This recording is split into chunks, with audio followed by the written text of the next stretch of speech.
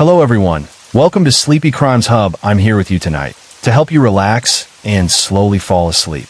I know many of you are watching this video to rest your mind. So before we begin, please like the video and subscribe to the channel.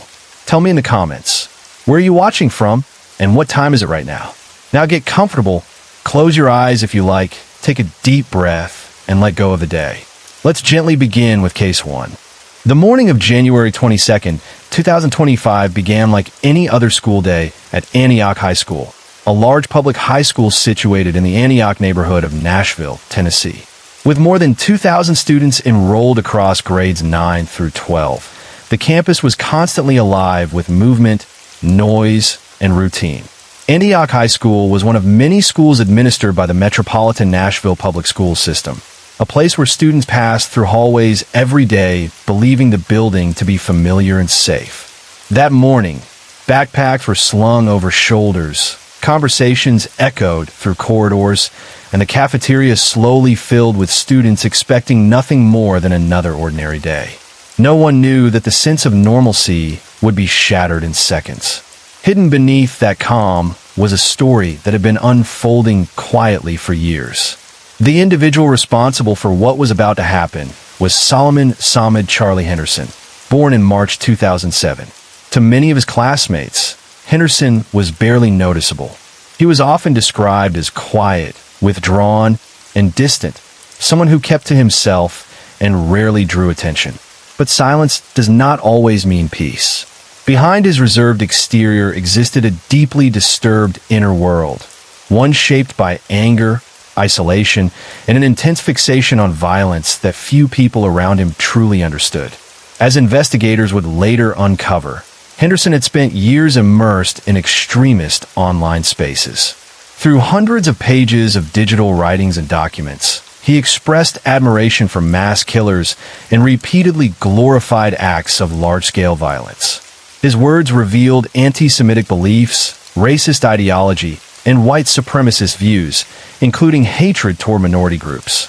In a disturbing contradiction, Henderson, who was African American, wrote about his anger toward members of his own race, describing an internal conflict that only fueled his resentment further. His writings were not impulsive thoughts, but extended reflections, revealing planning, obsession, and a growing desire to commit violence while evading law enforcement. Henderson's online life became a major focus of the investigation. He was active on image boards and forums where violent content was normalized and even celebrated.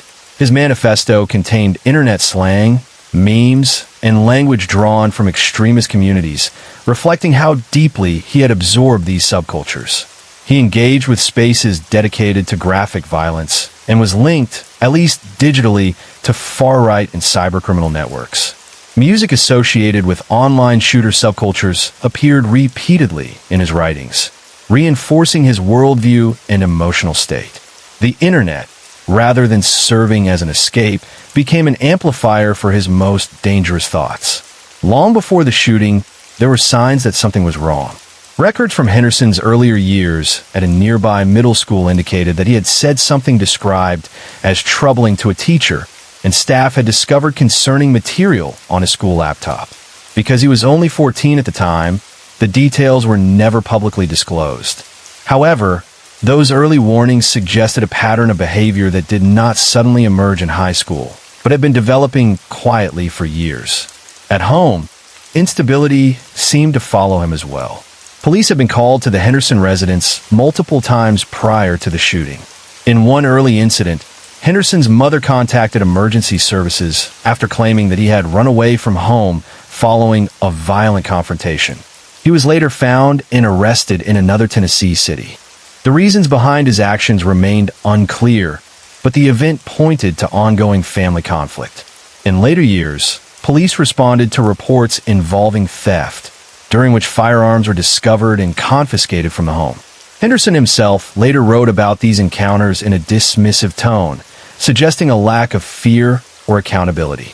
In his private diary, Henderson made disturbing allegations about abuse within his household, including an unverified claim that his mother once placed a gun to his head during childhood. While these claims were never confirmed by independent sources, they added to the picture of a deeply troubled upbringing. Whether these experiences were exaggerated, misunderstood, or true, they appeared to reinforce Henderson's sense of anger and victimization. By the fall of 2024, Henderson's behavior escalated into direct threats. In late October, he was suspended from Antioch High School after bringing a box cutter onto campus and threatening another student. The seriousness of the incident led to juvenile court involvement. However, when the threatened student's family chose not to press charges, Henderson was granted judicial diversion instead. In early January 2025, just weeks before the shooting, he was allowed to return to school, a decision that would later be scrutinized by the public. During this same period, Henderson was actively planning violence. In December 2024, his online diary revealed images of materials he claimed were intended for building an improvised explosive device. He debated timing, equipment, and scale, writing about whether to carry out the attack immediately or wait until adulthood to acquire better weapons and recording equipment. His stated goal was to kill multiple students, imagining an attack far larger than what ultimately occurred. These were not fleeting thoughts. They were methodical considerations written over time. As January progressed, Henderson's tone changed. Fear and paranoia began to replace confidence. He wrote about concerns that authorities or family members would interfere before he could act. In mid-January, he admitted that his plan was falling apart and that he would move forward sooner than intended. His words reflected frustration, desperation, and a belief that he had reached a point of no return. On the morning of January 22nd, Henderson appeared in court related to his earlier suspension. That hearing resulted in a legal ruling preventing him from purchasing firearms or ammunition. Shortly afterward, his mother dropped him off at Antioch High School. What no one realized was that the handgun he would later use had been obtained years earlier and remained accessible despite previous law enforcement encounters. As the school day continued, Henderson entered a restroom where investigators believe he retrieved the weapon. Just after 11 o'clock, he walked into the cafeteria, a space filled with students eating lunch and talking with friends. There, he confronted 16-year-old Jocelyn Correa Escalante and shot her. The sudden violence sent the cafeteria into chaos. Additional shots were fired as students screamed, ran, and tried desperately to escape. Moments later, Henderson turned the gun on himself. The entire event unfolded in less than half a minute, yet its impact would last a lifetime. 2 other students were injured during the incident, one by a grazing bullet and another during the frantic attempt to flee. Portions of the shooting were briefly broadcast online before being removed, adding another layer of trauma and outrage. Parents rushed to hospitals and reunification centers, desperate to find their children. The school was locked down as law enforcement secured the scene and began the grim task of piecing together what had happened. As the investigation expanded, authorities examined Henderson's digital footprint, personal writings, and history with law enforcement. The firearm used in the shooting had been legally purchased years earlier and had not been reported stolen. School resource officers were present in the building, but were not in the cafeteria at the time. Each new revelation raised painful questions about missed warning signs and systemic gaps. Nearly a year later, the case took another disturbing turn. In January 2026, Henderson's mother became the subject of a nationwide extradition after investigators linked her DNA to the firearm used in the shooting. Authorities alleged unlawful possession of a weapon by a convicted felon. By then, Henderson's parents had already moved out of their Antioch home, their whereabouts unknown. She was eventually located and arrested in Las Vegas without incident, reopening wounds that had barely begun to heal. For Jocelyn's family, the loss was absolute. For students and staff at Antioch High School, the trauma lingered long after the lockdown ended. The cafeteria, once a place of routine and laughter, became a symbol of grief. Vigils were held, counselors were brought in, and the community struggled to understand how so many warning signs could exist without stopping the tragedy. This was not a random act of violence.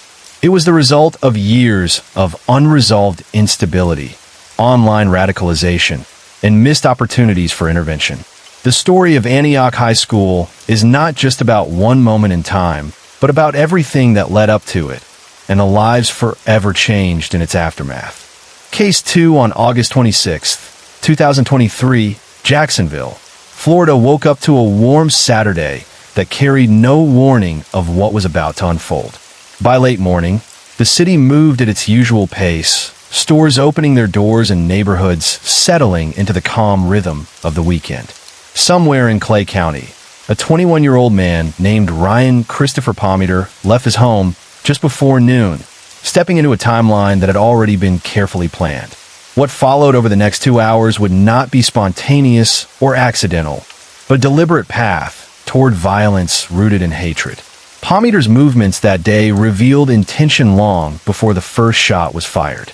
He drove toward Jacksonville and stopped near Edward Waters University, a historically black university, where he parked and began preparing openly.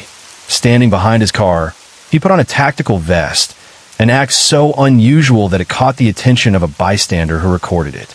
That brief moment, captured on a phone camera, would later become one of the most chilling pieces of evidence, showing how close intervention came and how narrowly it missed. Campus security approached him soon after, asking for identification. Palmiter refused, offered no explanation, and left the area abruptly. A security officer followed him briefly and alerted police, triggering a search alert, but by then Palmiter was already moving on. Just minutes later, he arrived at a Dollar General store in a predominantly black neighborhood of Jacksonville. The store was small, familiar, and ordinary, the kind of place people visit without a second thought. Outside, a man sat inside his car, unaware that his life was about to end. Palmiter opened fire without warning, sending multiple rounds through the windshield and killing the driver instantly. The sound of gunfire triggered automated detection systems nearby, but Palmiter did not pause. He stepped inside the store wearing a tactical vest, gloves, ear protection, and a face covering, moving with a calm that made the violence even more disturbing. Inside, panic erupted. Customers and employees screamed and ran, some fleeing through the back of the store as Palmiter continued shooting. Another person was killed inside, their life ending amid the chaos of overturned shelves and shattered safety. Palmiter briefly exited through the rear door, then returned inside, attempting to shoot a security camera as emergency calls began reaching dispatchers. More customers entered through the front, unaware of the danger waiting inside. One of them was shot and killed almost immediately. Another was chased through the store as Palmiter fired repeatedly, missing her as she ran for her life. She managed to escape through the rear exit, narrowly surviving an encounter that would haunt her forever. As quickly as it began, the movement stopped. Palmiter entered a small office and barricaded himself inside. There, in the silence that followed the gunfire, he sent a final message to his father, instructing him to enter his bedroom at home. On his laptop, his parents would later find a will and a suicide note, documents that confirmed this was always meant to end in death. When police officers finally entered the building, they heard a single gunshot. It is believed Palmiter ended his own life at that moment, closing the final chapter of the attack, but leaving behind devastation that would not fade. As investigators began piecing together what happened, the deeper story emerged. Palmiter had left behind multiple manifestos addressed to his family, the media, and federal authorities. In these writings, he openly expressed racist beliefs and a desire to kill black people. All three victims of the attack were black, confirming that the violence was targeted and ideologically driven. Authorities quickly described the shooting as an act of domestic terrorism and launched a full hate crime investigation. The victims were later identified as Angela Michelle Carr, a 52-year-old woman whose life ended while running everyday errands, Gerald Gallion, 29, and Anolt Joseph Laguerre Jr., just 19 years old, an employee at the store who never made it home from work. Their deaths were not random. They were chosen by a man consumed by racial hatred, a fact that made the grief even heavier for a community already familiar with a long history of such violence. As Palmiter's background came into focus, the warning signs became impossible to ignore. Years earlier, He had been involved in domestic police calls and had undergone an involuntary mental health evaluation. Despite these incidents, he was legally allowed to purchase firearms. Investigators later revealed images of his rifle, marked with racist symbols and slurs, along with a handgun, both acquired legally in the months leading up to the attack. His tactical vest bore a symbol previously associated with white supremacist violence, echoing imagery seen in earlier racially motivated mass shootings in the United States. Months later, one of Palmiter's manifestos was released publicly. The document was filled with racist, homophobic, and transphobic language, confirming that the attack was not driven by a momentary breakdown, but by long-held extremist beliefs. The words showed obsession, resentment, and a desire to make a statement through bloodshed. The reaction was immediate and emotional. National leaders condemned the attack, emphasizing that white supremacist ideology has no place in America. The timing of the shooting, occurring on the anniversary of the historic March on Washington, added a painful layer of symbolism that many found impossible to ignore. In Jacksonville, vigils were held for the victims, but grief quickly mixed with anger. When political leaders attempted to speak, they were met with boos and frustration, forcing community members to remind one another that the moment was about mourning, not division. For the families of the victims, life would never return to what it once was. For survivors, the memory of running through narrow aisles under gunfire would remain etched into their minds. And for Jacksonville, the Dollar General shooting became another reminder that hatred does not always announce itself loudly. Sometimes it drives quietly through familiar streets, stops at ordinary places, and leaves devastation behind before anyone has time to stop it. Case 3 on November 21st, 1987, 19-year-old Kathy Carol Bonney was brutally murdered by her father, Thomas Lee Bonney, in Camden County, North Carolina. The case quickly captured national media attention due to both the extreme violence of the act and the bizarre legal defense that followed. Tom Bonney pleaded not guilty by reason of insanity, claiming he suffered from dissociative identity disorder and that an alternate, evil personality had taken control at the time of the killing. His case was later dramatized in the book Deadly Whispers by Ted Schwartz and adapted into a television movie, both of which focused on the chilling details of the murder and the complex psychological profile of Bonney. Thomas Lee Tom Bonney resided in Chesapeake, Virginia, where he operated an auto salvage business.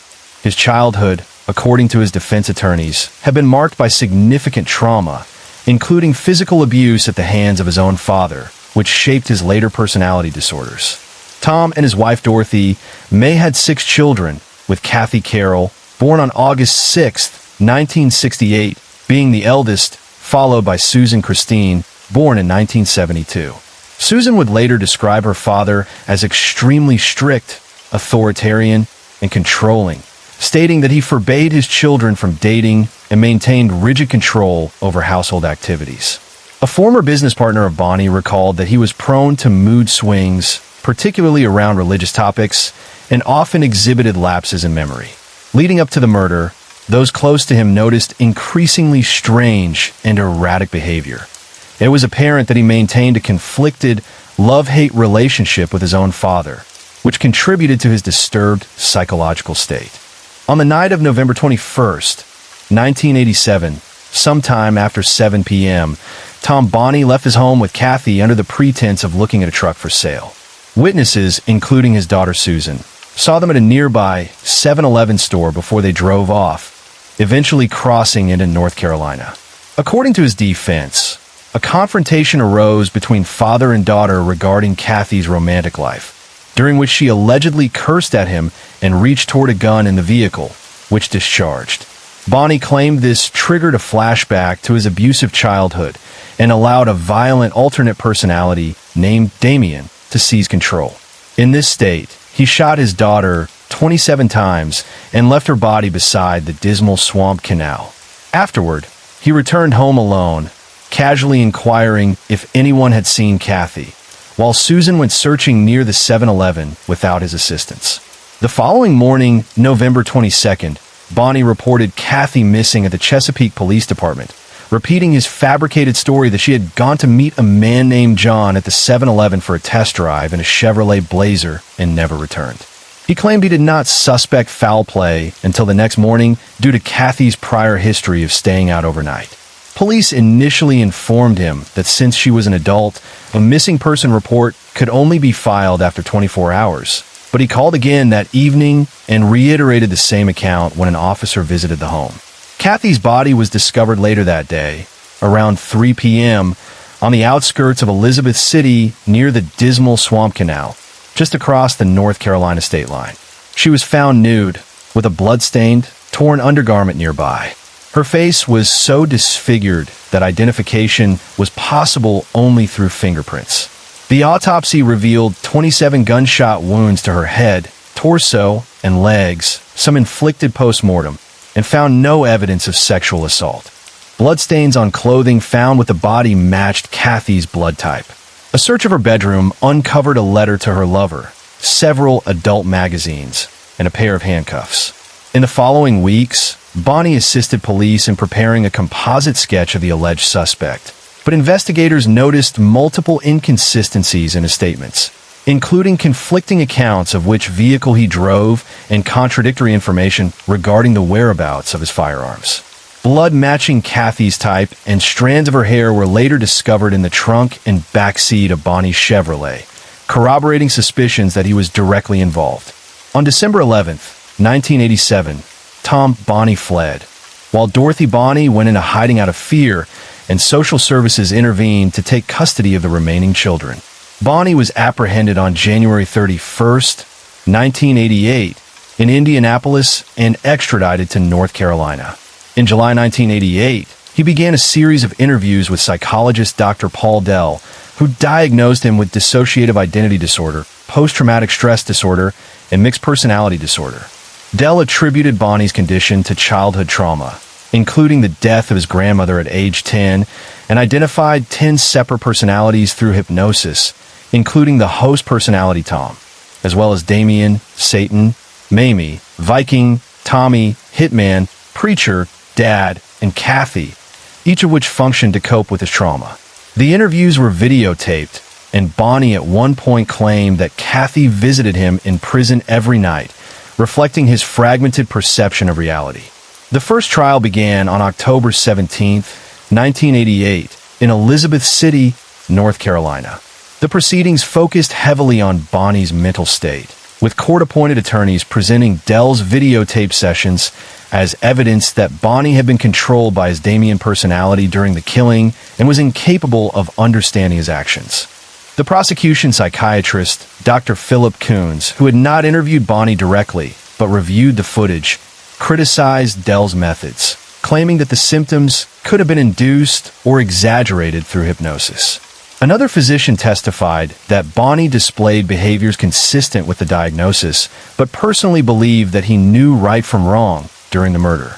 Despite these disputes, a jury found Tom Bonnie guilty of first-degree murder on November 25, 1988, and he was sentenced to death on November 30th. Bonnie appealed the verdict, and in June 1991, the North Carolina Supreme Court voided the death sentence, citing procedural errors and strong evidence of mitigating factors, including dissociative identity disorder, while upholding the murder conviction.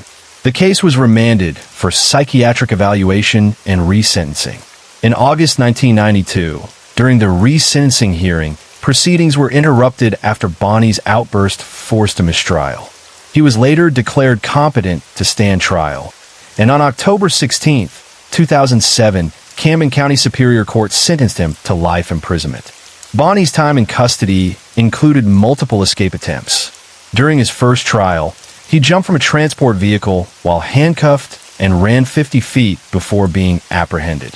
On July 29, 1994, Bonnie and another inmate escaped Central Prison via a trash compacting chute and hid in a garbage truck, later stealing a car to reach Hampton Beach. Speculation initially suggested they had been crushed in the compactor, but both survived. Bonnie was recaptured 4 days later and offered no resistance, explaining that his escape was spontaneous and motivated by a desire to visit the graves of his mother, who had died while he was on death row, and his daughter Kathy, whose funeral he had been unable to attend. After paying his respects, he wandered the area and claimed that he would have surrendered voluntarily after obtaining food and medical care. Case 4. Bill Barilko, born on August 26, 1927, was a Canadian ice hockey player of Ukrainian descent who played his entire National Hockey League career with the Toronto Maple Leafs, leaving a lasting legacy despite a tragically short life. Barilko had a brother, Alex, and a sister, Anne, and was engaged to Louise Hastings. He began his professional hockey career when he was called up from the Pacific Coast Hockey League Hollywood Wolves to join the Maple Leafs in February 1947, initially wearing sweater number 21.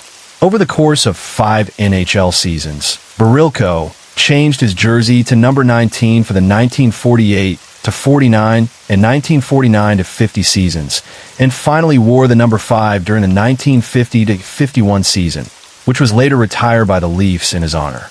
During his brief but remarkable career, Barilko helped the Toronto Maple Leafs win 4 Stanley Cups in 1947, 1948, 1949, and 1951, contributing significantly to the team's dominance during that era. One of the most memorable moments of his career came on April 21st, 1951, when he scored the overtime goal against Montreal Canadiens goaltender Jerry McNeil in Game 5 of the Stanley Cup Finals, a goal that not only won the series for the Leafs, but would tragically become his last, as he would die later that summer. On August 26, 1951, Bill Barilko set out on a fishing trip to Rupert House in northern Quebec with his dentist, Henry Hudson, flying aboard Hudson's Fairchild 24 float plane. On the return leg of the trip to Porcupine Lake, the single-engine plane disappeared without a trace, leaving both men missing and sparking one of Canada's most enduring mysteries. Despite extensive search efforts, Barilko and Hudson were never found at the time, and their disappearance remained unsolved for over a decade. It was not until June 1962 that helicopter pilot Gary Fields located the wreckage of the plane approximately 100 kilometers north of Cochrane, Ontario, about 56 kilometers off course. Investigators later determined that the crash resulted from a combination of pilot inexperience, poor weather, and overloaded cargo. Barilko was laid to rest in Timmins Memorial Cemetery in Timmins, Ontario, where his memory continues to be honored by fans of the Maple Leafs and the broader hockey community. Barilko's story took on new life in popular culture, most notably through the 1993 song 50 Mission Cap by the Tragically Hip, which recounted both his untimely death and the Leafs' long Stanley Cup drought that followed. The song is widely credited with reviving Barilko's fame after years of relative obscurity and has since become a staple of the Maple Leafs pregame warm-up playlists. A framed, handwritten copy of Gord Downie's lyrics is displayed in the team's private players' lounge, and whenever the band performed at the Air Canada Centre, Barilko's retired number banner remained in place. Following Downie's death on October 17, 2017, the Leafs incorporated Barilko's banner into the tribute, further cementing the player's lasting cultural impact. Barilko also received recognition during his career as a 3-time NHL All-Star, playing in the 1947, 1948, and 1949 games, and scoring a goal in the 1949 All-Star match. His number 5 jersey became one of the only 2 numbers retired by the Maple Leafs for many decades, alongside Ace Bailey's number 6, underscoring the significance of his contributions to the franchise. Barilko's life and career have been chronicled in books, such as John Muladey's 1988 Overtime, Overdue, The Bill Barilko Story, and Kevin Shea's 2004 Barilko, Without a Trace, which examined both his athletic achievements and the enduring mystery of his disappearance. In 2017, TSN aired a short documentary titled The Mission, which profiled efforts to recover the remaining wreckage of Barilko's plane and explored the cultural legacy of his story, particularly its connection to the song 50 Mission Cap, demonstrating how his life and death continue to resonate within Canadian sports history and popular culture. Case 5. Francisco Acevedo, born on September 2, 1968, in Meriden, Connecticut, is an American serial killer who strangled 3 women to death in New York between 1989 and 1996, ultimately being linked to the murders decades later through DNA evidence and sentenced to 75 years to life in prison. Acevedo was one of 3 children born to Idira Acevedo, and his parents divorced when he was 14, after which he moved in with his father. According to court records, he began abusing alcohol, marijuana, and cocaine at the age of 12, setting a troubled foundation for his later criminal behavior. He dropped out of high school during his freshman year and held various jobs, including working as a laborer, a cook at a pizzeria, a dishwasher at Testa's Silvertown Inn, and a midnight baker at Dunkin' Donuts. By the 1990s, Acevedo was living in Mount Vernon, New York, where he met his future wife while working at New Way Kitchen, eventually fathering 2 sons. His criminal history began in 1986, 3 years before his first known murder, when he picked up a woman in his company truck in Meriden, drove her to a secluded area, bound her hands, blindfolded her, and sexually assaulted her. She escaped after he fell asleep, and he was arrested and sentenced to 10 years in prison, ultimately being released in June 1988.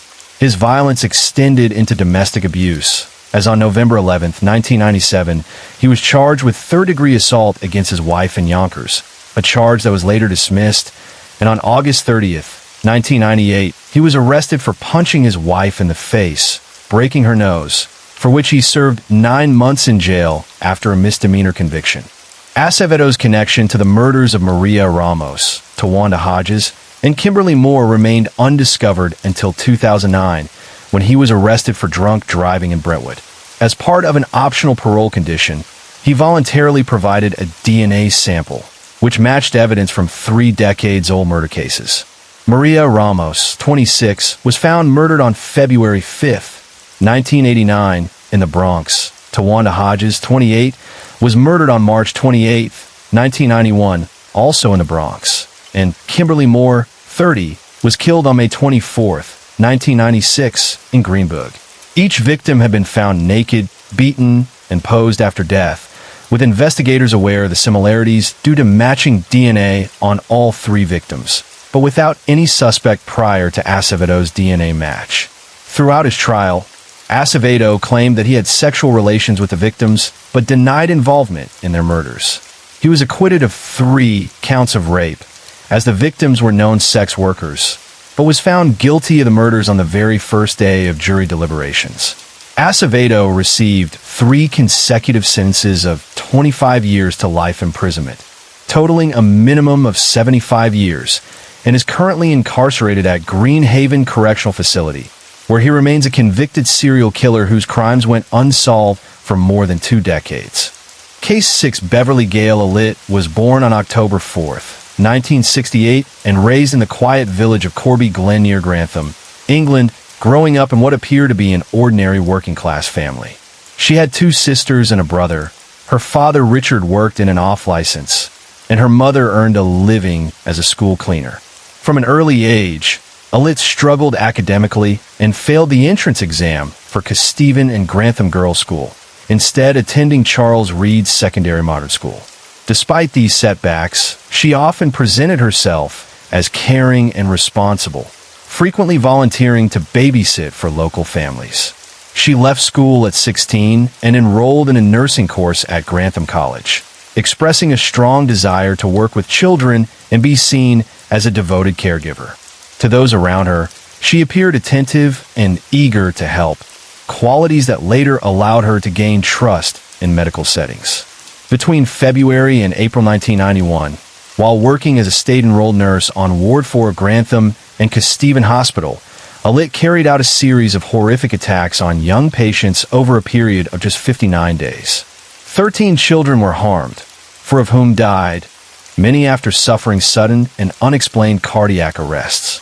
The pattern initially went unnoticed, but alarm grew among hospital staff after the death of 7-month-old Becky Phillips, when doctors realized the number of emergencies on the ward was statistically abnormal.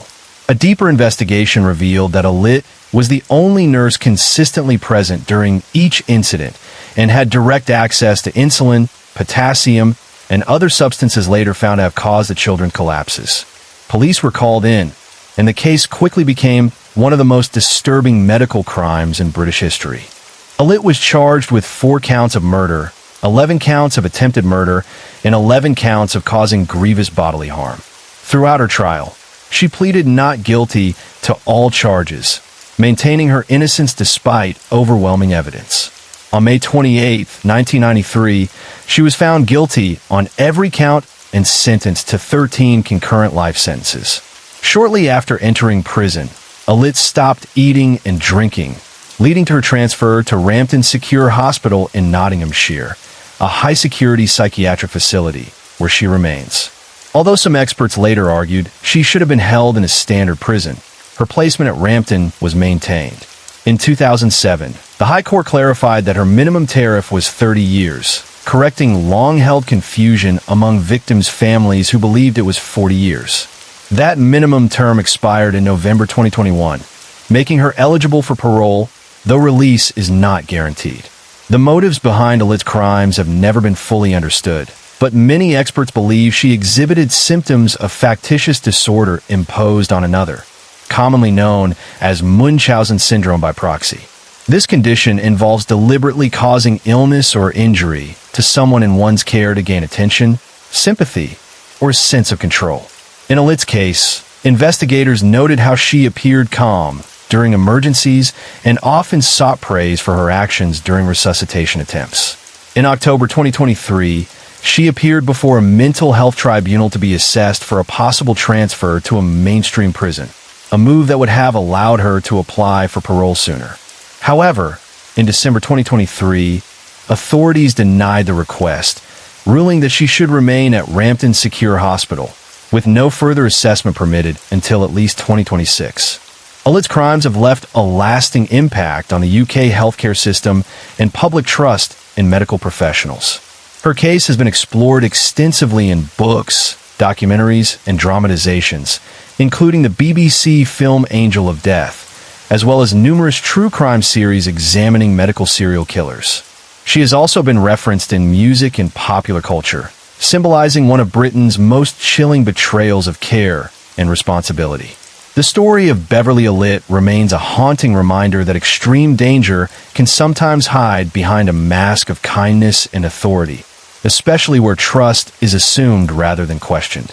Casey Johnson was born in Jamaica into a large and crowded household, one of 11 children growing up in conditions shaped by hard labor and limited opportunity, where daily life revolved around survival rather than comfort. From a young age, he worked on a banana plantation, a physically exhausting environment that demanded long hours under the sun and instilled a routine of obedience, endurance, and silence rather than emotional expression. Life offered little room for vulnerability, and the constant pressure of responsibility at such an early age quietly shaped his worldview. In 1980, seeking a different future, Johnson left Jamaica and moved to the United Kingdom with his wife Yvonne, carrying with him the weight of his past and the expectations of starting over in a foreign country. The transition was not easy. Cultural isolation, financial strain, and the pressure to succeed created an undercurrent of tension beneath what outwardly appeared to be a fresh beginning. He soon found work at a car repair service center, a job that mirrored the physical nature of his earlier labor and kept him grounded in routine, grease-stained days, and quiet frustration. To outsiders, Johnson seemed like another immigrant trying to build stability through honest work. Yet beneath that surface, unresolved anger and internal conflict simmered. This period, marked by displacement, suppressed emotion, and mounting stress, would become the unsettling prelude to violence, unfolding shortly before the moment when he would kill his first wife, an act that would forever redefine how his life and his past would be understood. In 1981, what began as a seemingly ordinary domestic disagreement inside the Johnsons' Wolverhampton flat slowly escalated into a moment of irreversible violence. The argument was triggered by a small but emotionally charged confrontation. Yvonne refused to let Johnson accompany her to church, telling him he was not dressed well enough. What might have appeared trivial on the surface quickly exposed deeper tensions within the relationship, frustrations that had been building in silence behind closed doors. As tempers flared, The confined space of their ninth-floor apartment became charged with anger and humiliation, and the arguments spiraled beyond control. In a sudden eruption of violence, Johnson struck Yvonne over the head with a vase, a brutal act that shattered any remaining boundary between argument and assault. Disoriented and vulnerable, Yvonne was then pushed from the balcony of their high-rise home, falling to her death below. The sheer height of the building left no chance of survival, turning a domestic dispute into a fatal crime within moments.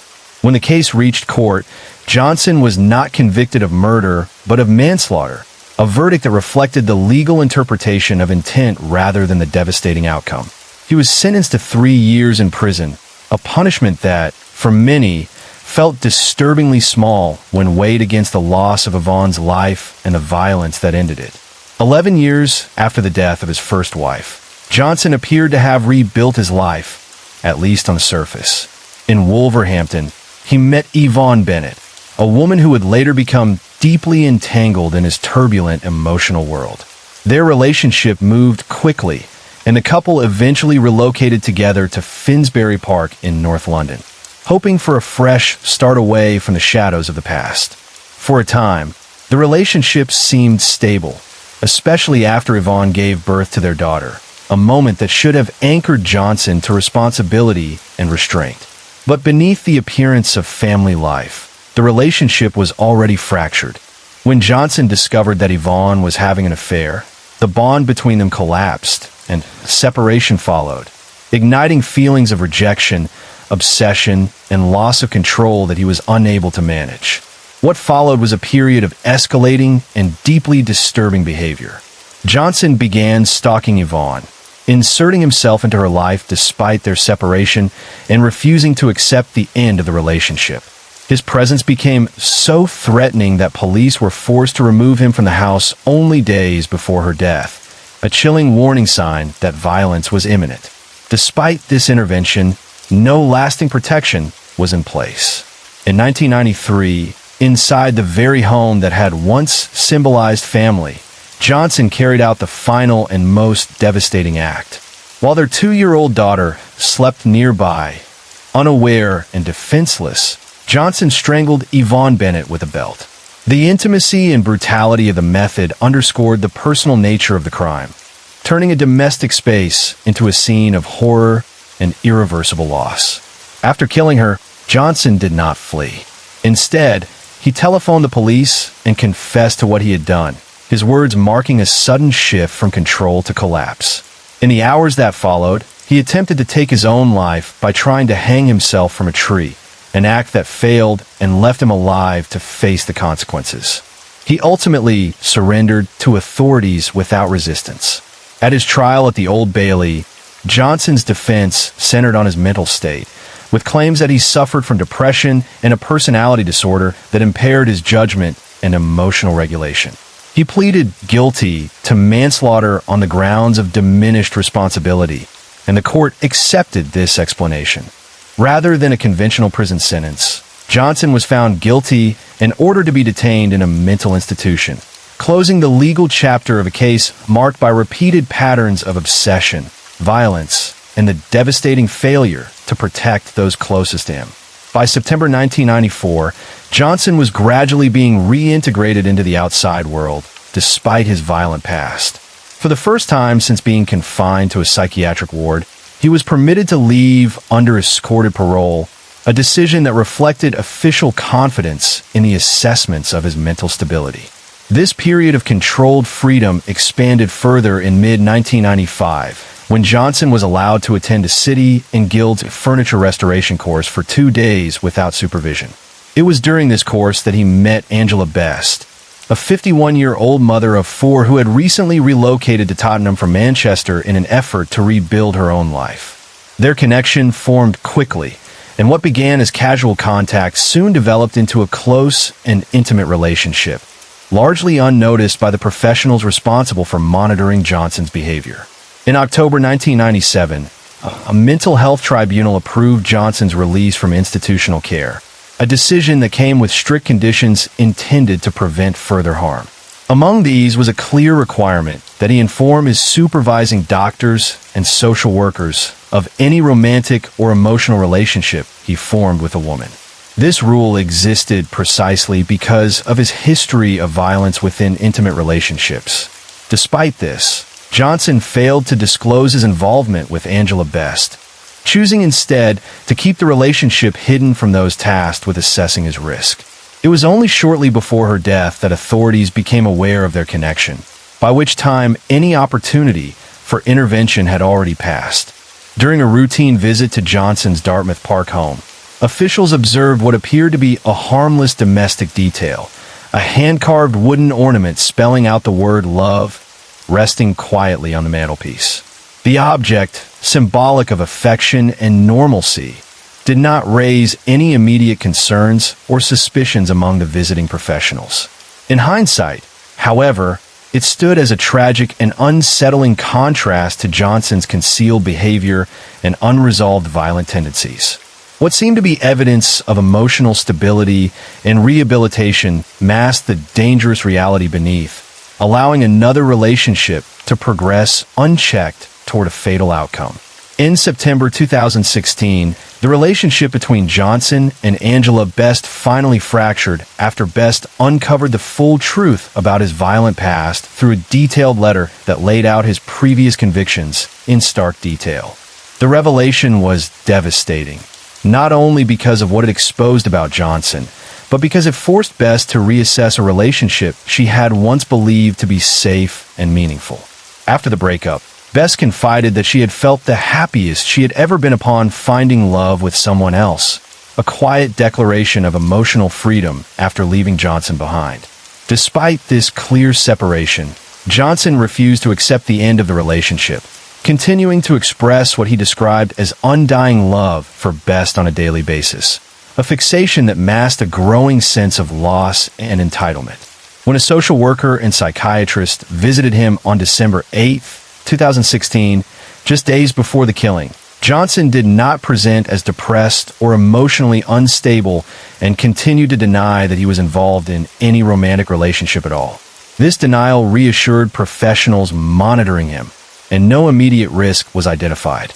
2 days before Best was killed, another appointment was scheduled to reassess his condition, but it was canceled at the last moment because his social worker fell ill, removing what would become the final opportunity for intervention.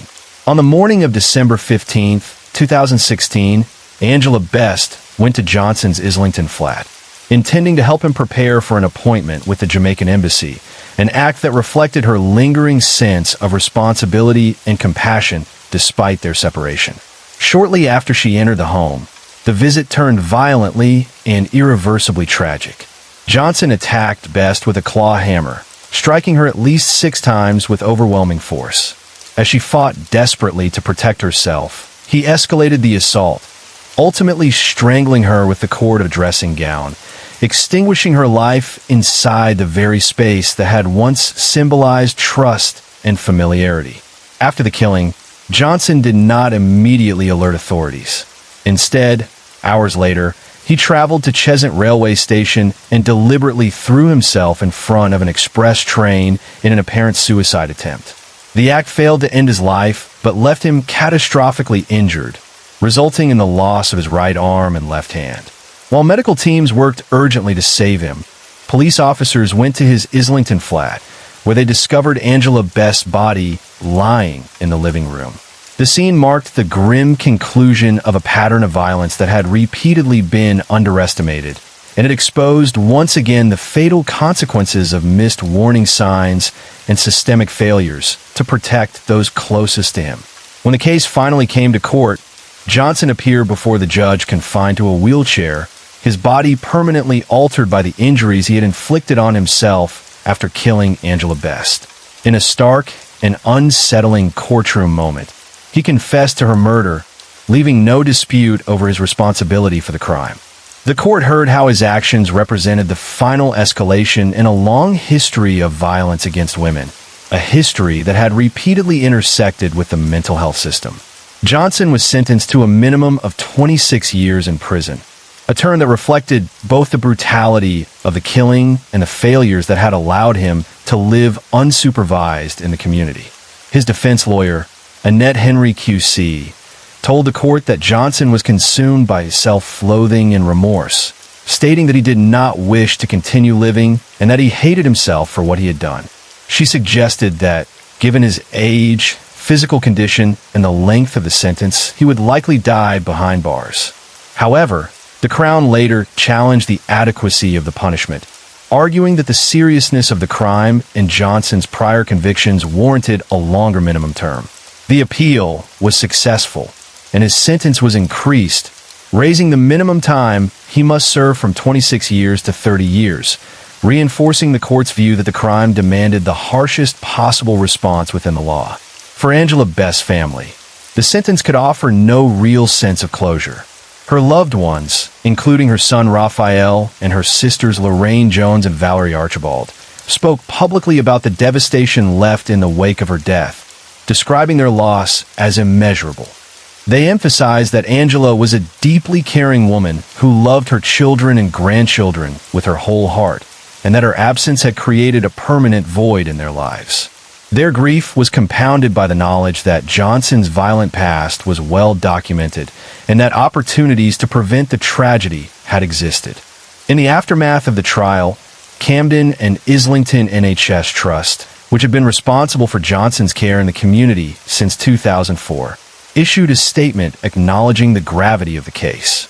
The trust said it would provide Best's family with an independent report into the circumstances surrounding Johnson's supervision and treatment, while maintaining that his care had complied with the conditions set by the Mental Health Tribunal that oversaw his release back in 1997.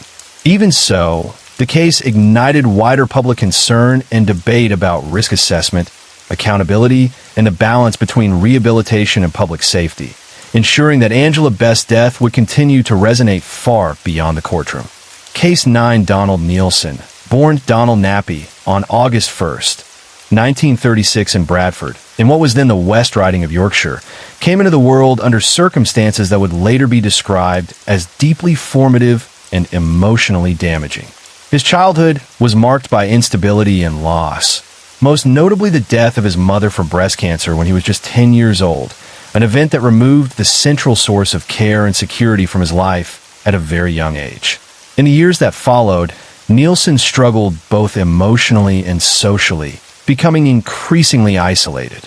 At school, he was subjected to persistent bullying, largely because of the mocking association classmates made between his surname, Nappy, and the word nappy.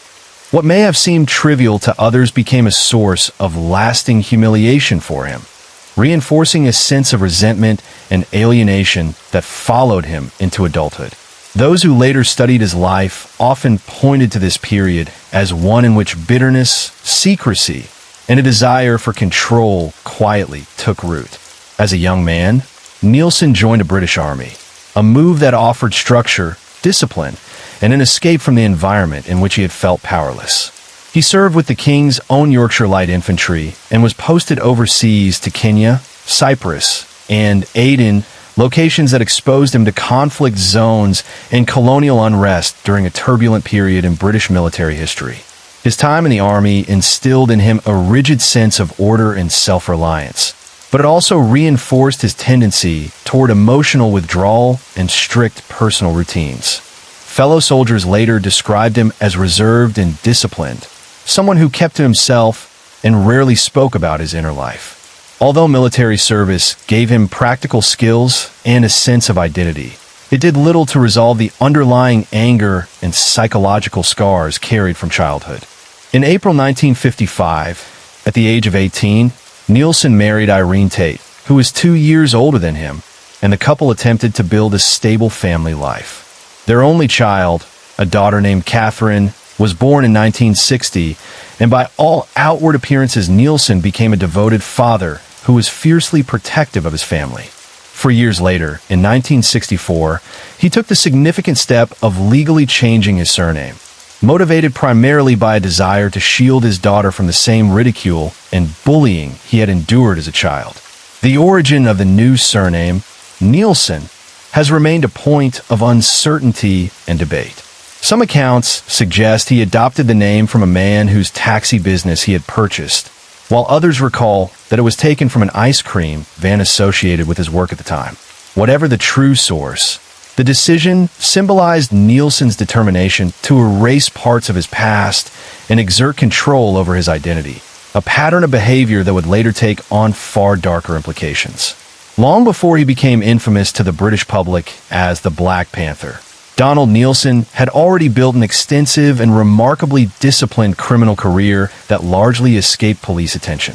Over a period of years, he carried out more than 400 house burglaries, operating with patience, meticulous planning, and an almost obsessive attention to detail. In the early stages, his crimes went undetected because he deliberately avoided patterns, constantly changing his methods, entry points, timing, and even the types of properties he targeted. This deliberate unpredictability frustrated investigators, who struggled to link the offenses to a single individual. As rumors of a highly skilled and elusive burglar spread among police forces, Nielsen was pursued under a series of nicknames, including the Phantom and Handy Andy, labels that reflected both his stealth and technical ability. Every few weeks, he would consciously alter his modus operandi, not out of impulse, but as a calculated strategy to stay ahead of law enforcement, demonstrating a level of criminal sophistication that set him apart from ordinary burglars. A turning point came when Nielsen broke into a house in Cheshire and stole firearms and ammunition, a decision that marked a dangerous escalation in his criminal behavior. With access to guns, he shifted his focus from residential burglary to armed robbery, specifically targeting small, rural post offices where security was minimal and escape routes were predictable. Between 1971 and 1974, he carried out 18 post office robberies, each one bolder and more violent than the last. Unlike his earlier burglaries, these crimes brought him into direct confrontation with victims, and Nielsen became increasingly willing to use threats and force to maintain control of the situation. His violence was not chaotic or reckless. It was calculated, driven by a desire to dominate, intimidate, and eliminate any resistance that might jeopardize his escape. This progression reflected a mindset in which self-preservation and control outweighed any concern for the lives and safety of others. One of the earliest and most revealing examples of this escalating brutality occurred in February 1972, when Nielsen broke into a post office in Heywood, Lancashire. In the dead of night, the postmaster, Leslie Richardson, and his wife were jolted awake to find an intruder standing in their bedroom, an encounter that instantly transformed their home into a place of terror. As panic set in, a struggle broke out between Richardson and Nielsen, shattering the fragile sense of control the burglar had hoped to maintain. In response, Nielsen produced a sawn-off shotgun, using the weapon to assert dominance and threaten lethal force. The confrontation was intense and chaotic, unfolding at close quarters as Richardson attempted to defend himself and his wife. Eventually, Nielsen managed to escape, but not before Richardson was left injured, a living reminder of how far Nielsen was now prepared to go. This incident underscored a crucial shift in his criminal trajectory, revealing a man who was no longer content to steal unseen, but who was increasingly willing to terrorize, harm, and potentially kill to achieve his aims. Donald Nielsen's criminal activities took a deadly turn in 1974, marking the beginning of his transition from a prolific burglar and armed robber into a cold-blooded murderer. During the course of several post office robberies that year, Nielsen committed his first 3 murders, fatally shooting 2 sub-postmasters and the husband of sub-postmistress. Unlike his earlier crimes, which focused primarily on theft and evasion, these killings demonstrated a chilling willingness to take human life in order to protect himself, intimidate victims, and secure his criminal objectives. The murders were not impulsive acts of rage. They were premeditated and executed with the same meticulous attention to detail that had characterized his burglaries. Nielsen's ability to combine stealth, planning, and lethal force made him extraordinarily dangerous, and his increasing boldness alarmed law enforcement across multiple counties. The murder in Baxenden became particularly notorious, It was the incident that led to Nielsen being publicly nicknamed the Black Panther. A reporter covering the case famously ended a news broadcast with the words, "Where is this Black Panther?" A reference to Nielsen's speed, agility, and his habit of wearing all-black clothing during his crimes. The nickname captured both the fear he inspired and the mystique surrounding his ability to evade capture. Nielsen's link to these killings was further confirmed during his pursuit of a ransom trail connected to one of his post office robberies. While following this lead, he shot security guard Gerald Smith 6 times, but forensic examination of the bullets revealed a direct connection. They were fired from the same .22 LR pistol used in the previous murders. This discovery provided crucial evidence tying Nielsen to multiple killings, establishing him as a violent and methodical serial killer. The combination of his calculated approach to crime, the escalation to murder, and his elusive persona marked Nielsen as one of the most notorious criminals in British history. Leslie Whittle, born on May 3, 1957, became the youngest and one of the most infamous victims of Donald Nielsen at just 17 years old. Coming from a family embroiled in financial disputes, Leslie's father had left his fortune to his mistress and her children, bypassing Leslie and her brother Ronald. Nielsen, having read about the family conflict, meticulously planned for 3 years to exploit the situation and extort money from the Whittle family. His obsession with obtaining part of the estate demonstrates both his patience and his willingness to manipulate circumstances for personal gain, regardless of human cost. On January 14, 1975, Nielsen executed his plan, entering the Whittle family home in Highley, Shropshire, and abducting Leslie directly from her bedroom. He left a ransom note demanding £50,000, a substantial sum at the time. A combination of police errors, miscommunications, and logistical mishaps prevented Leslie's brother, Ronald, from delivering the money at the designated time and location. This failure critically undermined Nielsen's plan and indirectly contributed to the tragic outcome. Leslie's body was discovered on March 7, 1975, nearly 2 months after her kidnapping, at the bottom of a drainage shaft in Bathpool Park, Kidsgrove, Staffordshire. She was found hanging from a wire where Nielsen had tethered her during the failed ransom ordeal. The post-mortem revealed that she had not died from strangulation, but rather from vagal inhibition, a sudden heart stoppage caused by extreme shock and stress. This suggested that the fall, combined with the trauma she experienced while captive, ultimately caused her death. Experts analyzing the case proposed multiple theories regarding the circumstances of Leslie's death. Some believe Nielsen may have deliberately pushed her from the ledge of the shaft, while others suggested he may have panicked and fled after the ransom failure, leaving her alive for an unknown period before she fell to her death. The pathologist noted that Leslie weighed only 98 pounds, 44 kilograms. At the time of her death, her stomach and intestines were empty, and she had become severely emaciated. It was concluded that she had not eaten for at least 3 days, though it could have been longer, highlighting the extreme neglect and suffering she endured during her captivity. The case shocked the nation, not only because of Nielsen's calculated criminality, but also because of the tragic vulnerability of his teenage victim, making Leslie Whittle's story one of the most notorious and haunting chapters in British criminal history. In December 1975, Donald Nielsen was finally apprehended after a tense encounter with law enforcement. While carrying a holdall along a side road off the A60 in Mansfield, he was approached by police officers Tony White and Stuart Mackenzie. Upon questioning, Nielsen brandished a sawn-off shotgun, immediately asserting control over the situation. He forced Officer White into the back of their vehicle, then took the passenger seat himself, holding the firearm threateningly against Mackenzie. Nielsen ordered the officers to drive toward Blidworth, maintaining a high level of tension and threat throughout the journey. At one point, Officer White attempted to follow Nielsen's instructions to locate rope, likely under duress, and as a means to comply while seeking an opportunity to regain control. The moment came when Mackenzie swerved the car at an intersection, allowing White to push the gun aside as Mackenzie braked, bringing the vehicle to a halt near the junction chip shop in Rainworth. The firearm discharged during the struggle, causing a minor injury to White's hand.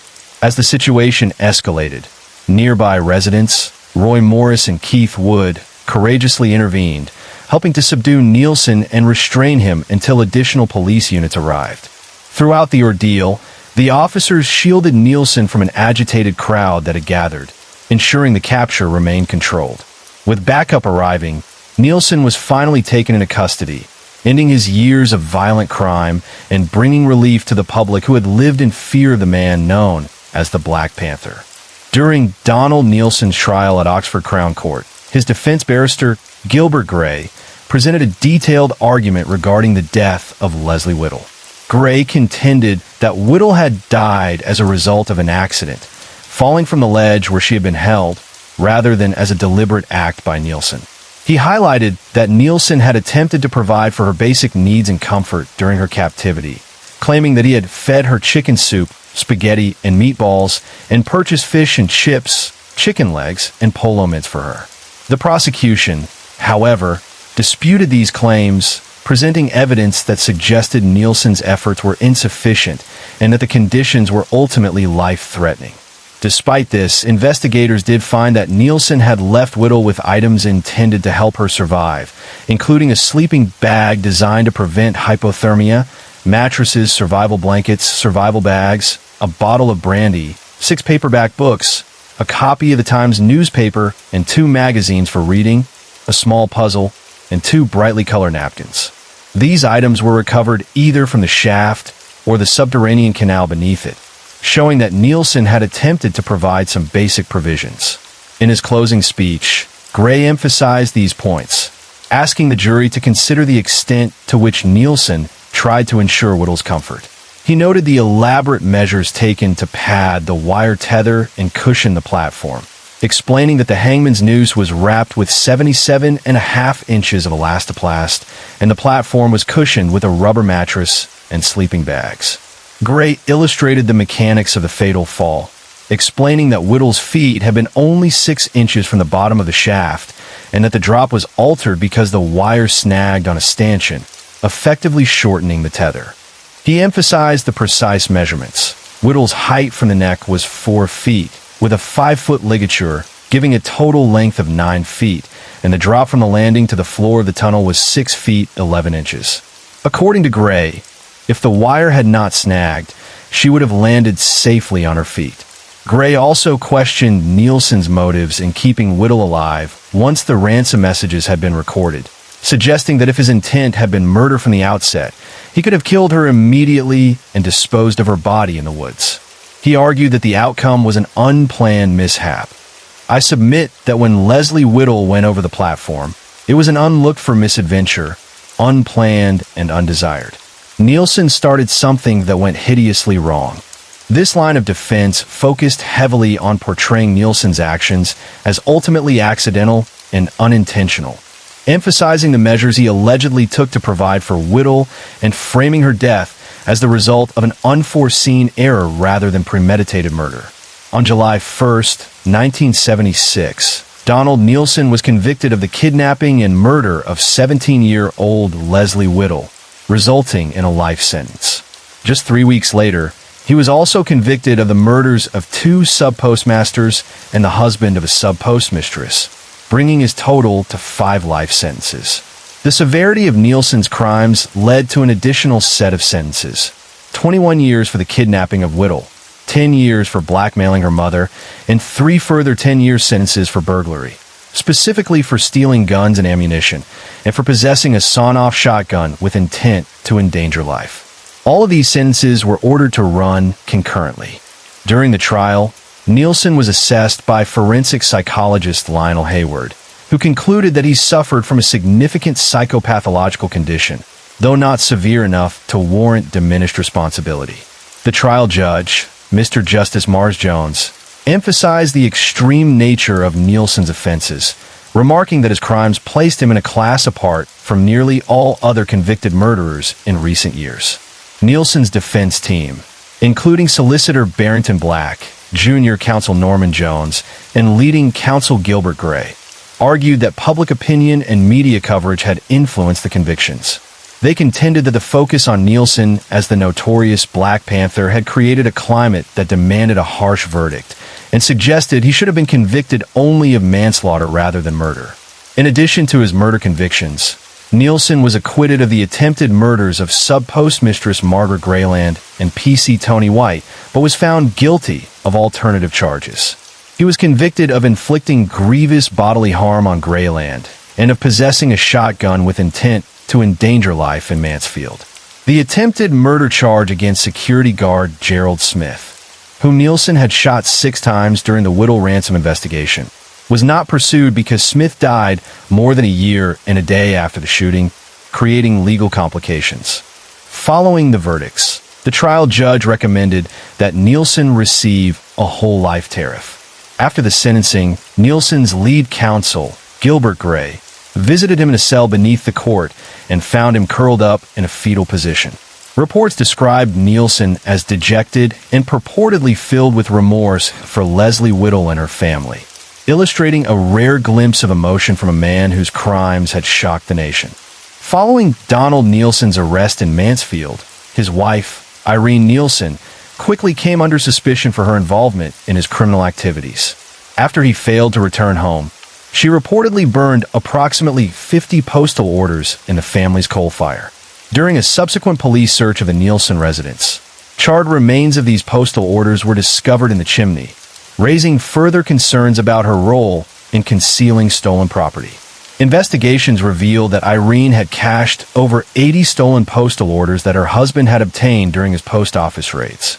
She claimed that she had been coerced into committing these acts, forced to visit multiple post offices across a wide area under Donald Nielsen's control. Her solicitor, Barrington Black, argued that Nielsen exercised a hypnotic influence over his wife, likening him to a Svengali who dominated both her and their daughter. Black described him as a quasi-military figure who demanded obedience, with severe consequences for disobedience. Despite these claims, the magistrates initially rejected the notion that probation would be appropriate for Irene, concluding that her actions represented a deliberate course of conduct. She was sentenced to 12 months in prison, with an appeal immediately lodged. During the appeal, Gilbert Gray, QC, represented Irene and arranged for Donald Nielsen to testify as a surprise witness, emphasizing the pressure and constraints under which Irene had acted. Gray highlighted the fear Nielsen had instilled in the community and the oppressive environment in which his wife had lived. However, the judges found Nielsen's testimony vague and insufficient to overturn the original ruling, and Irene's conviction and sentence were upheld. While incarcerated, Irene's story attracted significant media attention, with a major newspaper paying a substantial sum for an exclusive account of the Nielsens' lives. In a later 1981 interview with the Sunday People, Irene reflected that her imprisonment had been largely due to public desire for retribution following her husband's trial. She ultimately served 8 months of her sentence before being released, receiving full remission for good behavior. This case highlighted the complex intersection of coercion, domestic control, and criminal accountability, raising questions about the extent to which individuals under the influence of an abusive partner can be held fully responsible for their actions. In 2008, Donald Nielsen sought to challenge the whole life tariff imposed on him, applying to the High Court to have his minimum term reduced to 30 years. His appeal came in the context of broader legal developments, including judgments in other cases and evolving interpretations of European Union human rights laws, which prompted many prisoners to contest life sentences. Despite these developments, Nielsen remained on the Home Office's list of inmates subject to whole life orders, a designation consistently supported by successive Home Secretaries who ruled that life should indeed mean life in his case. The appeal was heard by Mr. Justice Tier, who considered the nature and severity of Nielsen's crimes. In his ruling on June 12, 2008, the judge emphasized the exceptional gravity of Nielsen's offenses, particularly the abduction and murder of 17-year-old Leslie Whittle. The court noted that the killing demonstrated a substantial degree of premeditation and planning. Furthermore, The manner and location of Whittle's death indicated that she had been subjected to a prolonged and horrifying ordeal, underscoring the extreme cruelty and deliberation involved. Based on these factors, Mr. Justice Tier upheld the whole life tariff, affirming that Nielsen's actions placed him in a category of offenders for whom release should never be considered.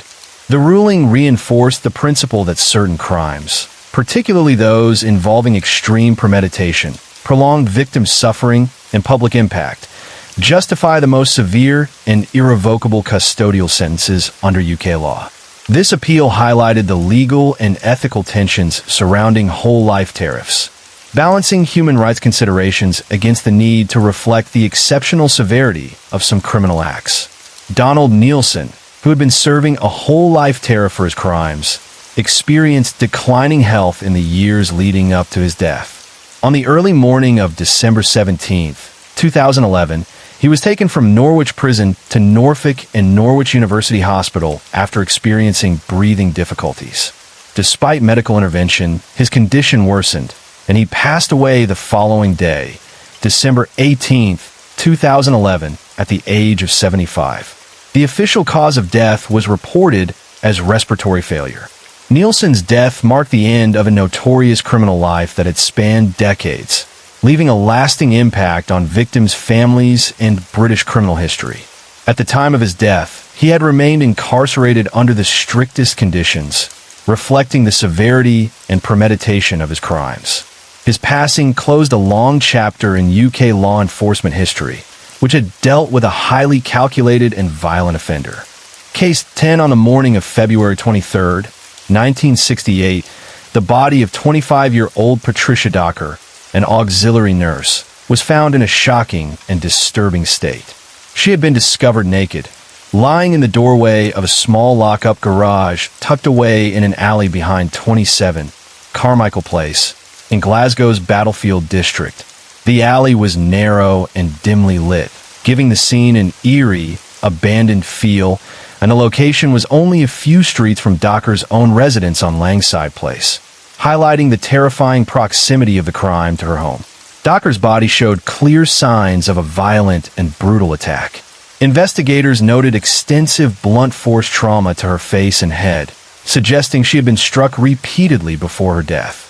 In addition, she had been strangled using a strong ligature, likely a belt, indicating a deliberate act of suffocation. The combination of these injuries painted a picture of a vicious and targeted assault rather than a random attack. Several of Docker's personal possessions were missing from the crime scene, including her handbag, wristwatch, clothing, and most of her jewelry, with the exception of her wedding ring, which remained on her finger. Interestingly, her shoes were found at the site, suggesting the assailant had removed her clothing and other valuables while leaving her footwear behind.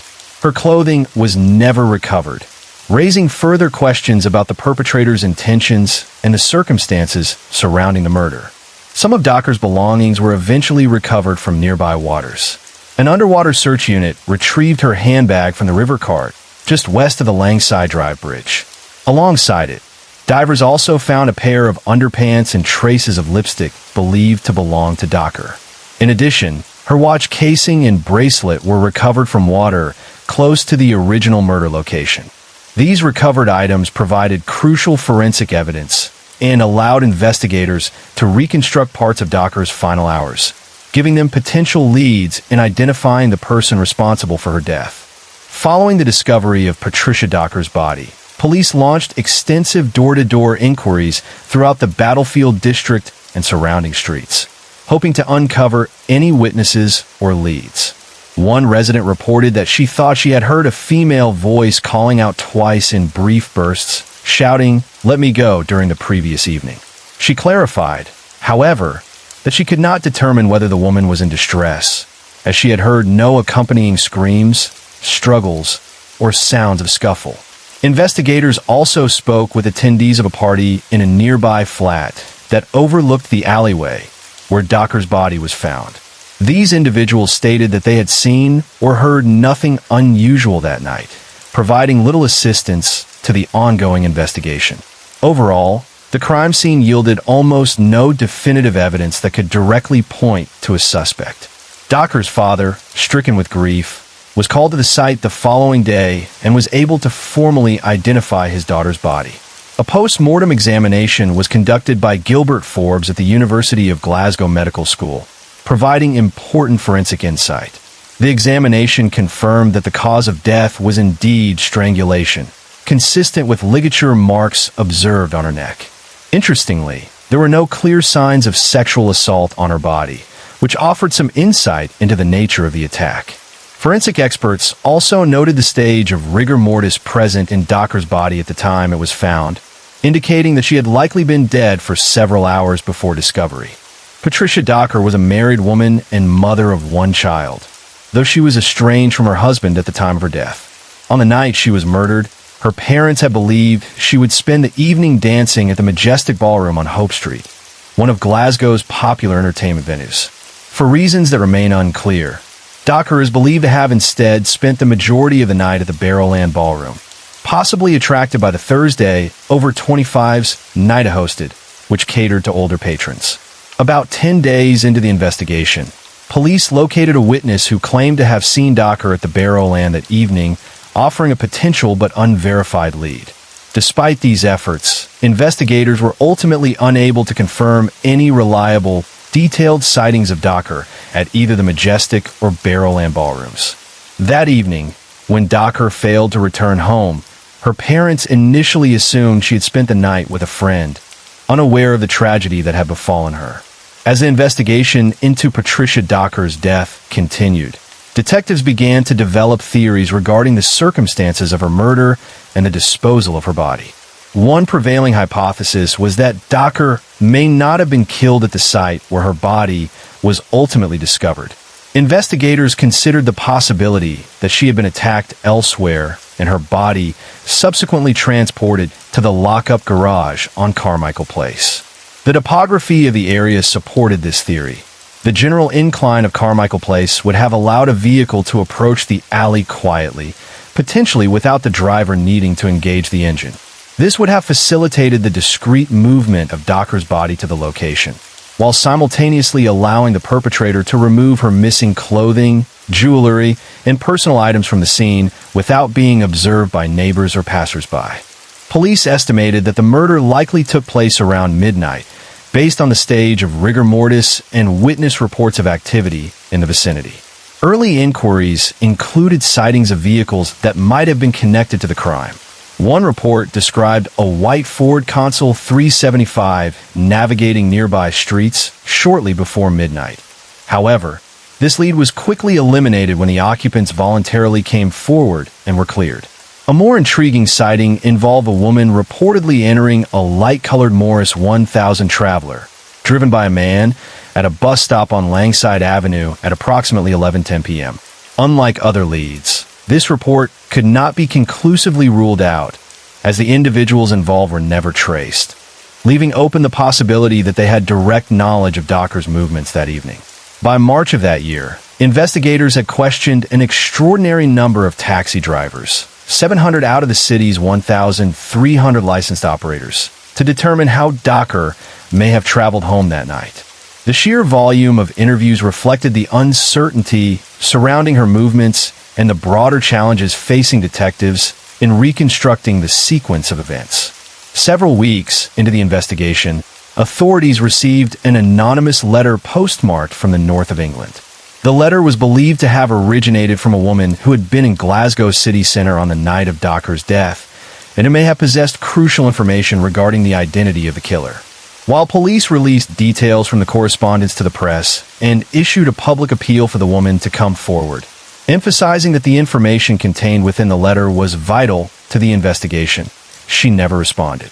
The lack of cooperation left this potential lead unresolved, adding to the growing frustration and complexity surrounding the investigation into Docker's murder. On the night of Saturday, August 16, 1969, 31-year-old Jemima McDonald, a devoted mother of three, chose to spend her evening dancing at the Barrowland Ballroom, continuing a well-established tradition in which she frequented the popular Glasgow venue. In keeping with family practice, MacDonald's sister, Margaret O'Brien, assumed responsibility for the care of her children during her absence, ensuring that the household ran smoothly while Jemima enjoyed the night out. As the evening progressed toward midnight, several patrons of the Barrowland observed MacDonald in the company of a man who immediately drew attention due to his polished and self-assured appearance. Described by witnesses as young, well-spoken, and neatly dressed, he was estimated to be between 25 and 35 years old, standing tall at roughly 6 feet 0 inches, 1.83 meters, to 6 feet 2 inches, 1.88 meters. His hair was short and varied in description, with some witnesses recalling fair tones, others noting ginger, and still others mentioning dark brown hair with lighter streaks. At approximately 12:30 a.m. on August 17th, MacDonald was seen leaving the Barrowland ballroom accompanied by this individual. The pair walked in the general direction of her home, likely along Main Street or Landersea Street, though the exact route was later difficult to reconstruct with certainty. The final confirmed sighting came from a neighbor at around 12:40 a.m., who observed MacDonald standing with a man at the entrance of a derelict property, later determined to be the location where her body would ultimately be discovered. According to the neighbor, MacDonald appeared at ease, casually waving in a nonchalant manner, giving no indication of the danger that lay ahead. This moment, seemingly ordinary and innocuous, would tragically mark the last recorded sighting of Jemima MacDonald alive, setting in motion one of Glasgow's most notorious unsolved murder cases. Concern quickly mounted within Jemima MacDonald's family as the hours passed without her return home. Her sister, Margaret O'Brien, grew increasingly anxious, especially after hearing unsettling local rumors circulating in the community. These whispers suggested that children in the area had been seen leaving a derelict tenement building on Keith Street, talking amongst themselves about a body inside the abandoned premises.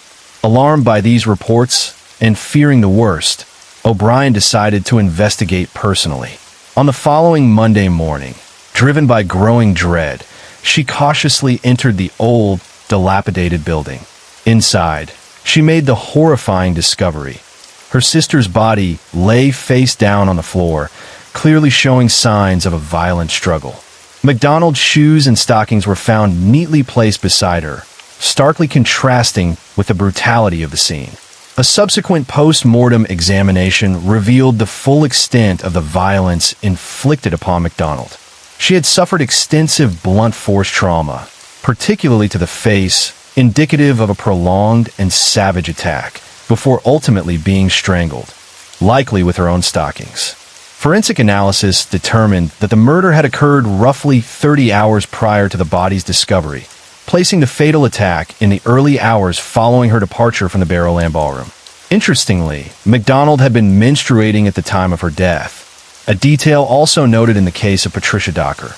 However, unlike Docker, MacDonald's body was discovered fully clothed, suggesting a differing approach by the perpetrator.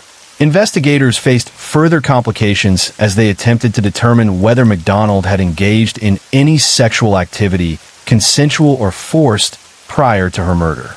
While her outer clothing showed minor disruption, the 2 pairs of pants she had been wearing remained largely undisturbed, offering no clear evidence of sexual assault.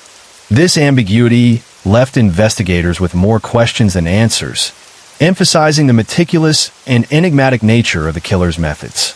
Police inquiries into Jemima MacDonald's final movements on the night of her murder uncovered several eyewitnesses who were able to provide descriptions of the man she had been seen with at the Barrowland Ballroom.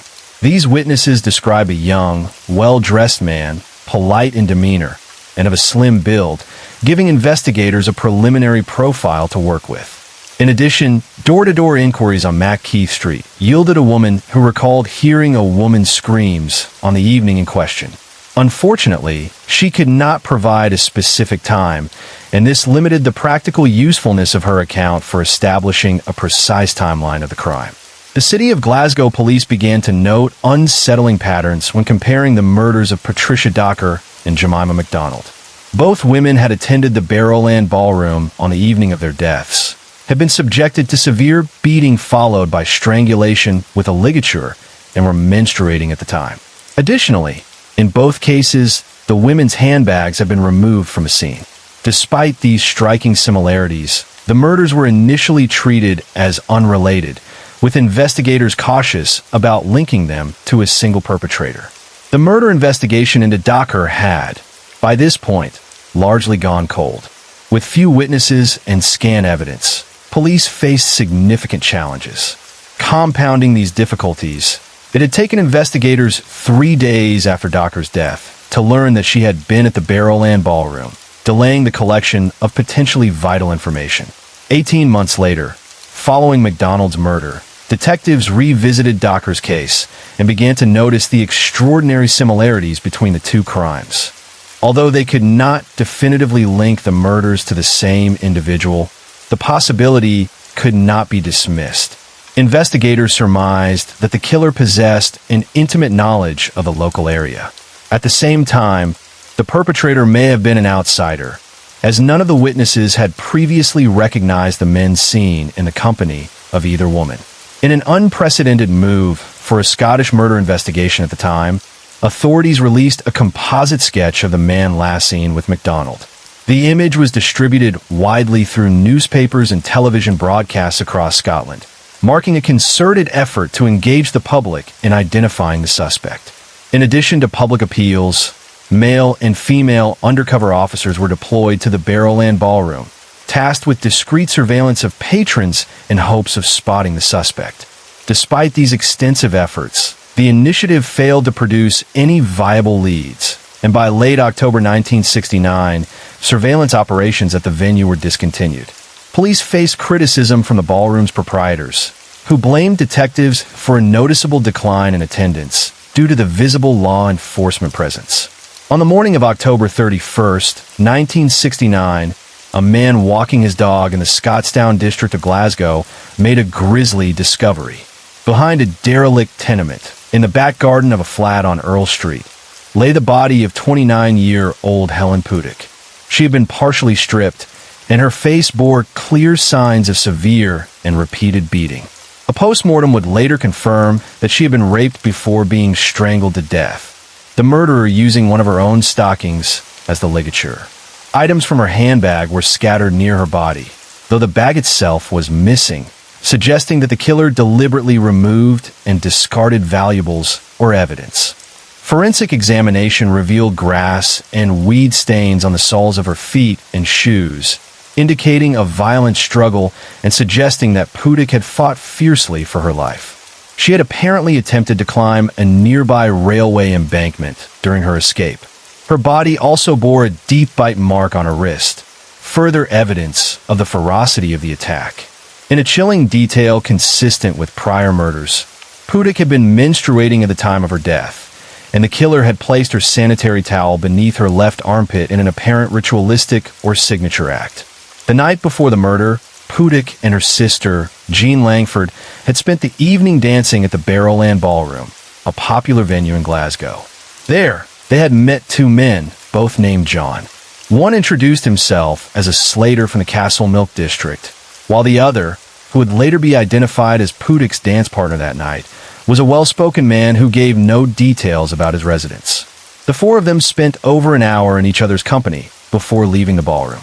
Jean's dance partner, the first John, headed to George Square to catch a bus, while Pudick, Langford, and the second John hired a taxi. The journey from Glasgow Cross to Langford's home in Knightswood lasted roughly 20 minutes, during which the trio conversed, revealing behaviors, speech patterns, and attitudes that would later inform the psychological profile of the killer, who came to be infamously known as Bible John. Investigators would later examine every detail of that cab ride, analyzing the subtleties of the interaction to understand the predator's mindset, his charm, and his ability to blend into ordinary social situations while masking violent tendencies. The man seen with Helen Pudick on the night of her murder was described in vivid detail by her sister, Jean Langford. According to Langford, he was a tall, slim young man, impeccably dressed in a brown, well-cut Reed and Taylor suit, which stood out among the usual patrons of the Barrowland Ballroom. His hair, a reddish, sandy or fair shade, was neatly rounded at the back, giving him a tidy, almost deliberate appearance. His overall demeanor was polite and well-spoken, and he projected a sense of composure that contrasted sharply with the rougher crowd typically found at the dance hall.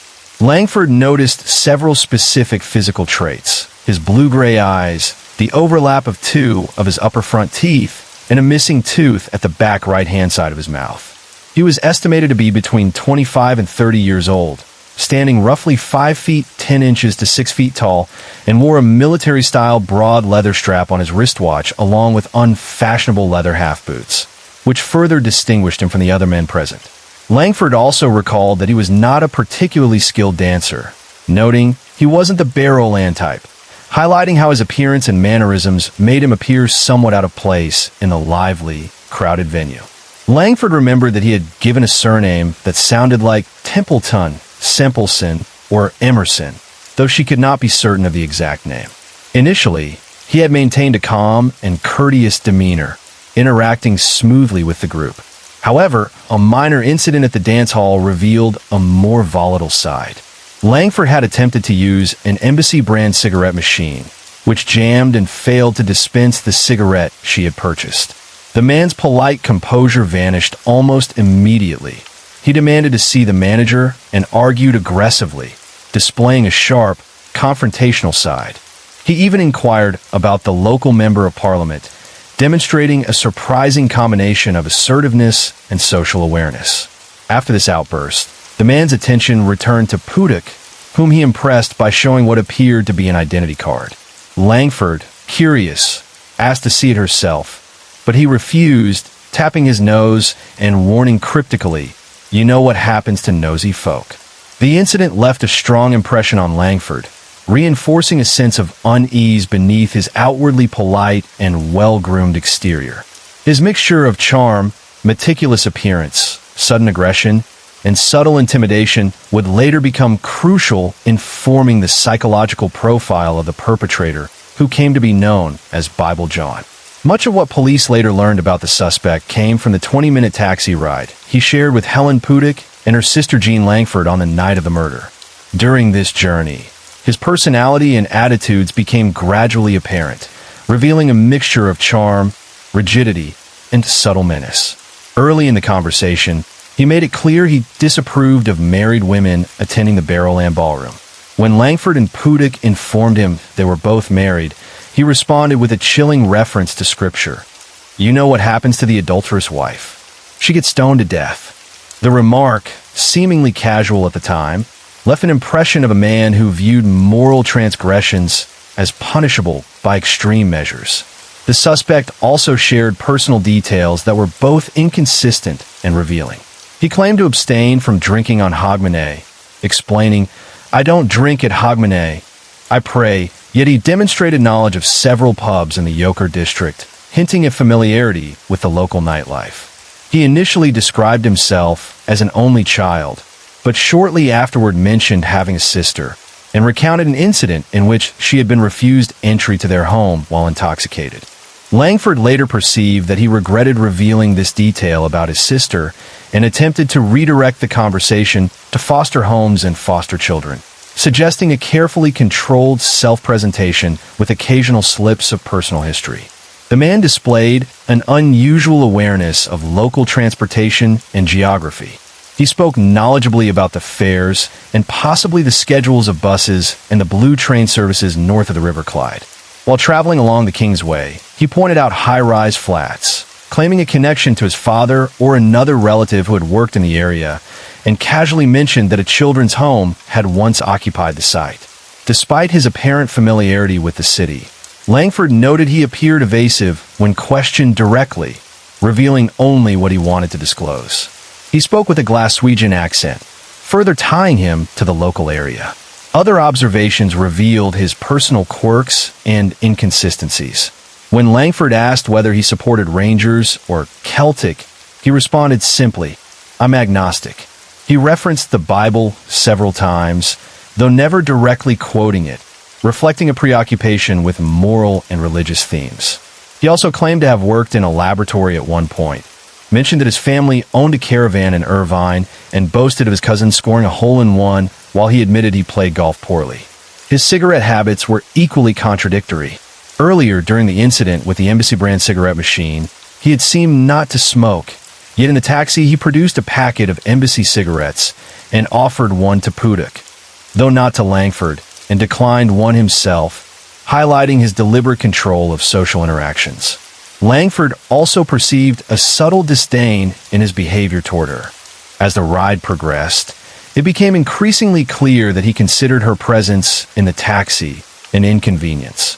He insisted that the taxi drop her home first, despite Pudic living further away, reinforcing a sense of careful manipulation and underlying authoritarian control, even in minor logistical matters. Throughout the journey, the suspect balanced politeness with controlling tendencies, revealing glimpses of both charm and threat that would later be essential in constructing his psychological profile. After Jean Langford returned home to Kelso Street, she last saw Helen Pudic and the suspect being driven off in the taxi. The driver, Alexander Hanna, was later traced by police and provided critical details about the final portion of that journey.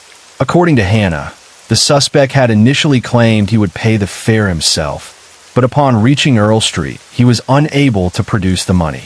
Observing this, Pudic took the initiative and paid the driver from her own purse, demonstrating both her trust in him and a sense of responsibility to ensure the journey continued. Hanna, unfamiliar with the exact route, made several wrong turns along the way, which caused some frustration for Pudic. At one point, she asked the driver to stop on Earl Street, indicating she may have been uncomfortable or impatient with the unfolding situation. Following this, Hanna noted a concerning interaction. The suspect caught up with Pudic and grabbed her, to which she resisted. Although Hanna later assumed this was simply a quarrel between two lovers, it now appears to have been one of the last moments of Pudic's freedom before the events that would lead to her murder. The last potential sighting of the suspect came from the driver, conductor, and passengers of a night service bus. Around 2 a.m. on October 31st, they noticed a man matching Langford's earlier description walking quickly along Dumbarton Road in a determined manner. He appeared particularly disheveled. Mud stains marked his jacket, and a prominent red scratch or mark was visible on his cheek beneath one eye. Observers also noted a peculiar habit.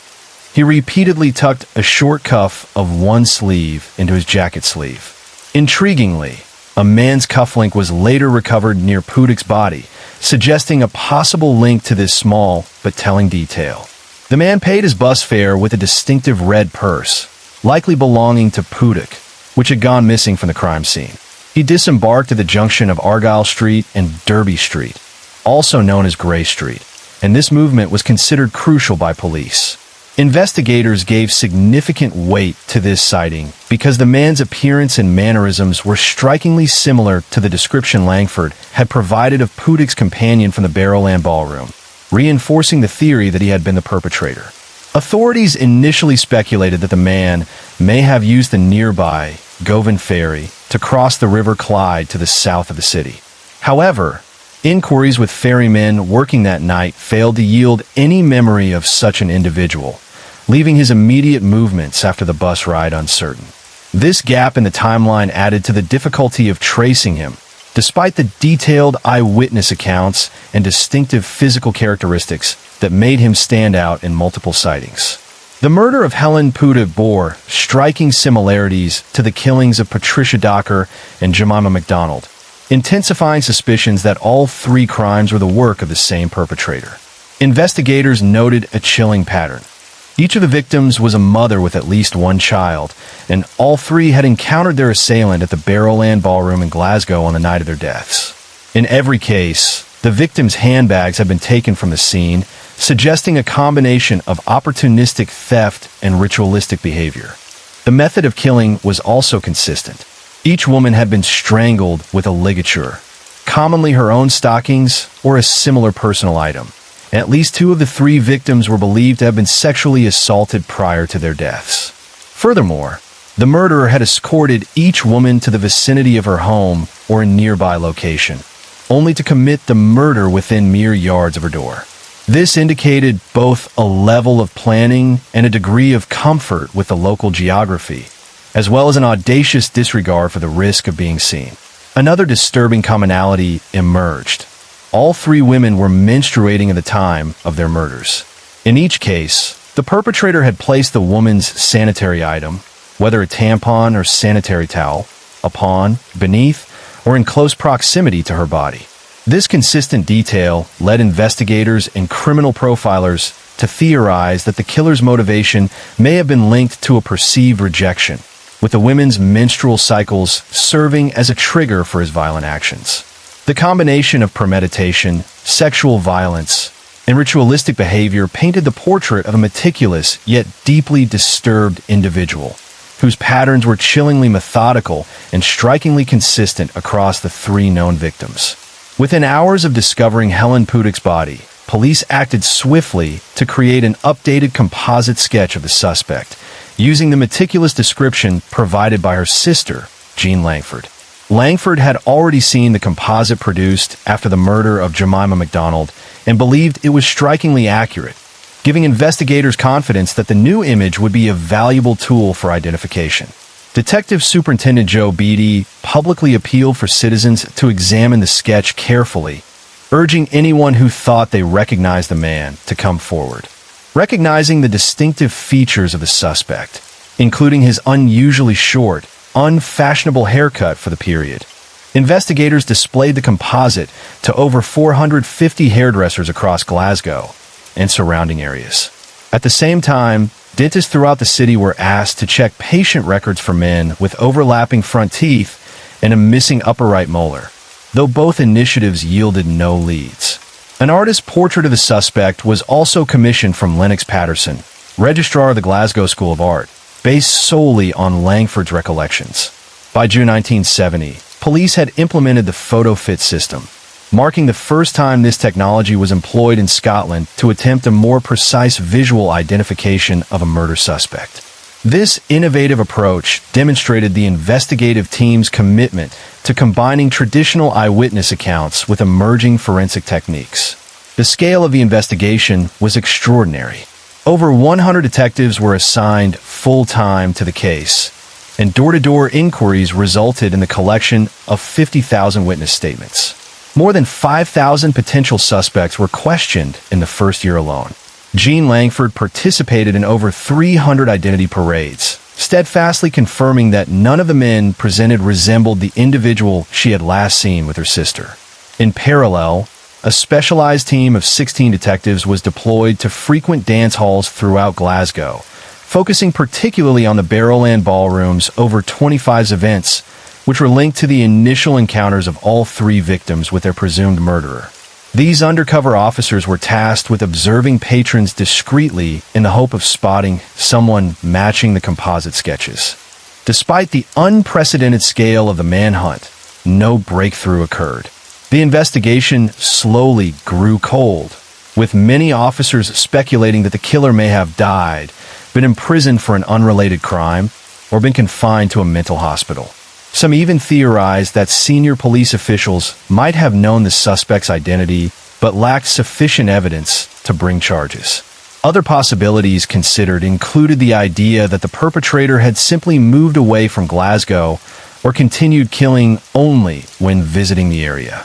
To leave no avenue unexplored, copies of the composite sketch were circulated widely to all British Army, Navy, and Air Force bases in the United Kingdom, as well as to locations across Europe, the Middle East, and the Far East. However, these extensive measures ultimately failed to produce any substantive leads, leaving the case unresolved and the suspect unidentified. Les Brown, who had served as a junior detective on the Bible John investigation, revealed in 2005 that he had strongly suspected a particular man during the original inquiries, but was dismissed by his superiors because the man did not possess the overlapping front teeth that were considered a key identifying feature of the killer. According to Brown, this individual had been observed in the Barrowland Ballroom arguing with a young woman, and his general appearance closely matched the facial composite that had been circulated widely in connection with the Bible John case. Initially, the man provided police with a false name and address, but later disclosed his true identity and residence in the Gorbals district of Glasgow. His real name was John Edgar. Years later, Brown recounted having spoken extensively with another detective who had been involved in the case at the time. This officer had escorted Edgar to a hospital following an arrest outside the Barrowland Ballroom during the period of the murders. Edgar required several stitches to his head after an altercation, but as soon as his handcuffs were removed, he managed to escape from the hospital. During this encounter, he had again provided a false name to medical staff, identifying himself as John White. Beyond these circumstantial factors, Brown noted that the man's whole demeanor, his posture, mannerisms, and behavior had left both him and several colleagues with the impression that he could plausibly have been the Bible John killer. Following the publication of Brown's suspicions in his 2005 autobiography, Edgar proactively came forward, volunteering a DNA sample in an effort to definitively clear his name. Subsequent testing confirmed that he was not the perpetrator, conclusively eliminating him as a suspect. Author Paul Harrison later criticized the theory, highlighting inconsistencies in Brown's account, including moments in which Brown suggested that another individual, Peter Tobin, might have been responsible for the murders, casting further doubt on the Edgar hypothesis. In 1983, a Lanarkshire-based contractor named Harry Wiley came forward to Strathclyde police, claiming that he knew the identity of Bible John with certainty. Wiley stated that his longtime friend, David Henderson, was the man responsible for the series of murders that had haunted Glasgow in the late 1960s. According to Wiley, he and Henderson had both grown up in the Cranhill district and had frequented the Barrowland Ballroom during the 1960s, giving Henderson the opportunity to encounter the victims. Wiley explained that the realization had struck him after reading an article in the Evening Times roughly 5 years earlier. Only then did he piece together the connections between his friend and the notorious killings. Acting on Wiley's information, the authorities traced Henderson to the Netherlands, where he was living with his Dutch wife. Police subsequently questioned him in connection with the Bible John case, but after careful investigation, Henderson was officially eliminated as a suspect. Supporting this conclusion, Jean Langford, sister of Helen Puddock, one of the victims, confirmed that Henderson did not resemble the man she had last seen with her sister, further closing the door on this particular lead.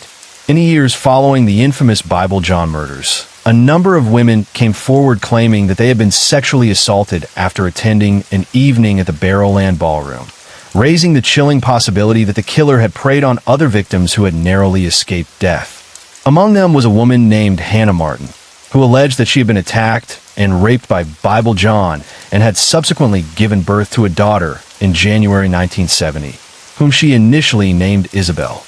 According to Martin's account, in April 1969, she had left the Barrowland in the company of a tall, well-dressed man.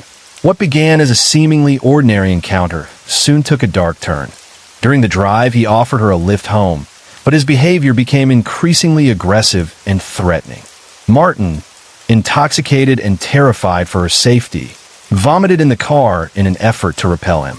In response, the man forcibly ejected her from the vehicle, leaving her stranded on the pavement, and then drove away. Some researchers, including author David Leslie, have speculated that Martin's daughter could represent a rare and potentially irrefutable connection to the identity of Bible John.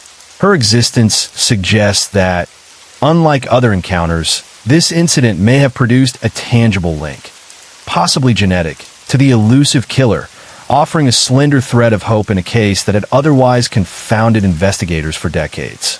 In 1996, Strathclyde police took the extraordinary step of exhuming the body of John Irvine McInnes from a graveyard in Stonehouse, South Lanarkshire, as part of their ongoing efforts to solve the decades-old Bible John case. McInnes, a former Scots Guard serviceman, had died by suicide in 1980 at the age of 41, having severed the brachial artery in his upper arm. He was notably the cousin of one of the original suspects in the Bible John investigation and was also related to a senior police officer, a connection that had sparked some interest among investigators.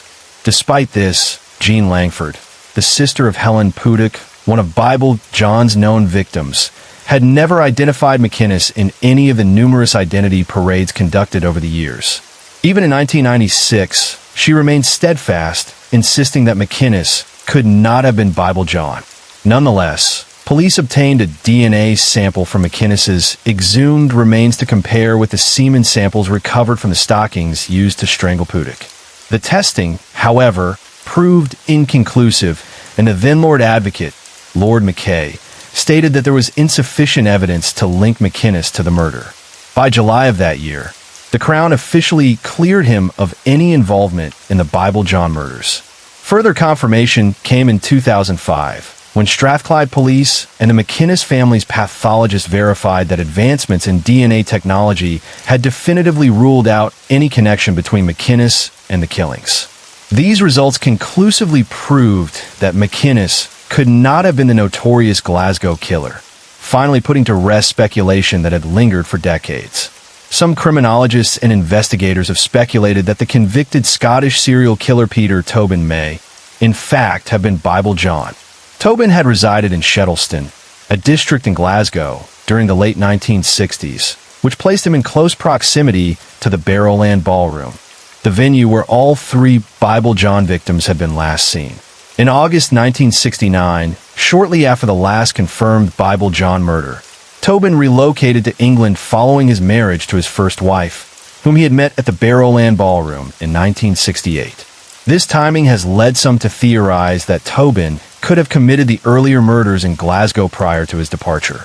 Tobin's known criminal history between 1991 and 2006, which involved extreme violence against his victims, meticulous planning, and organized concealment of bodies, has prompted some observers to suggest that he may have had a criminal trajectory that began long before his first officially recorded murders.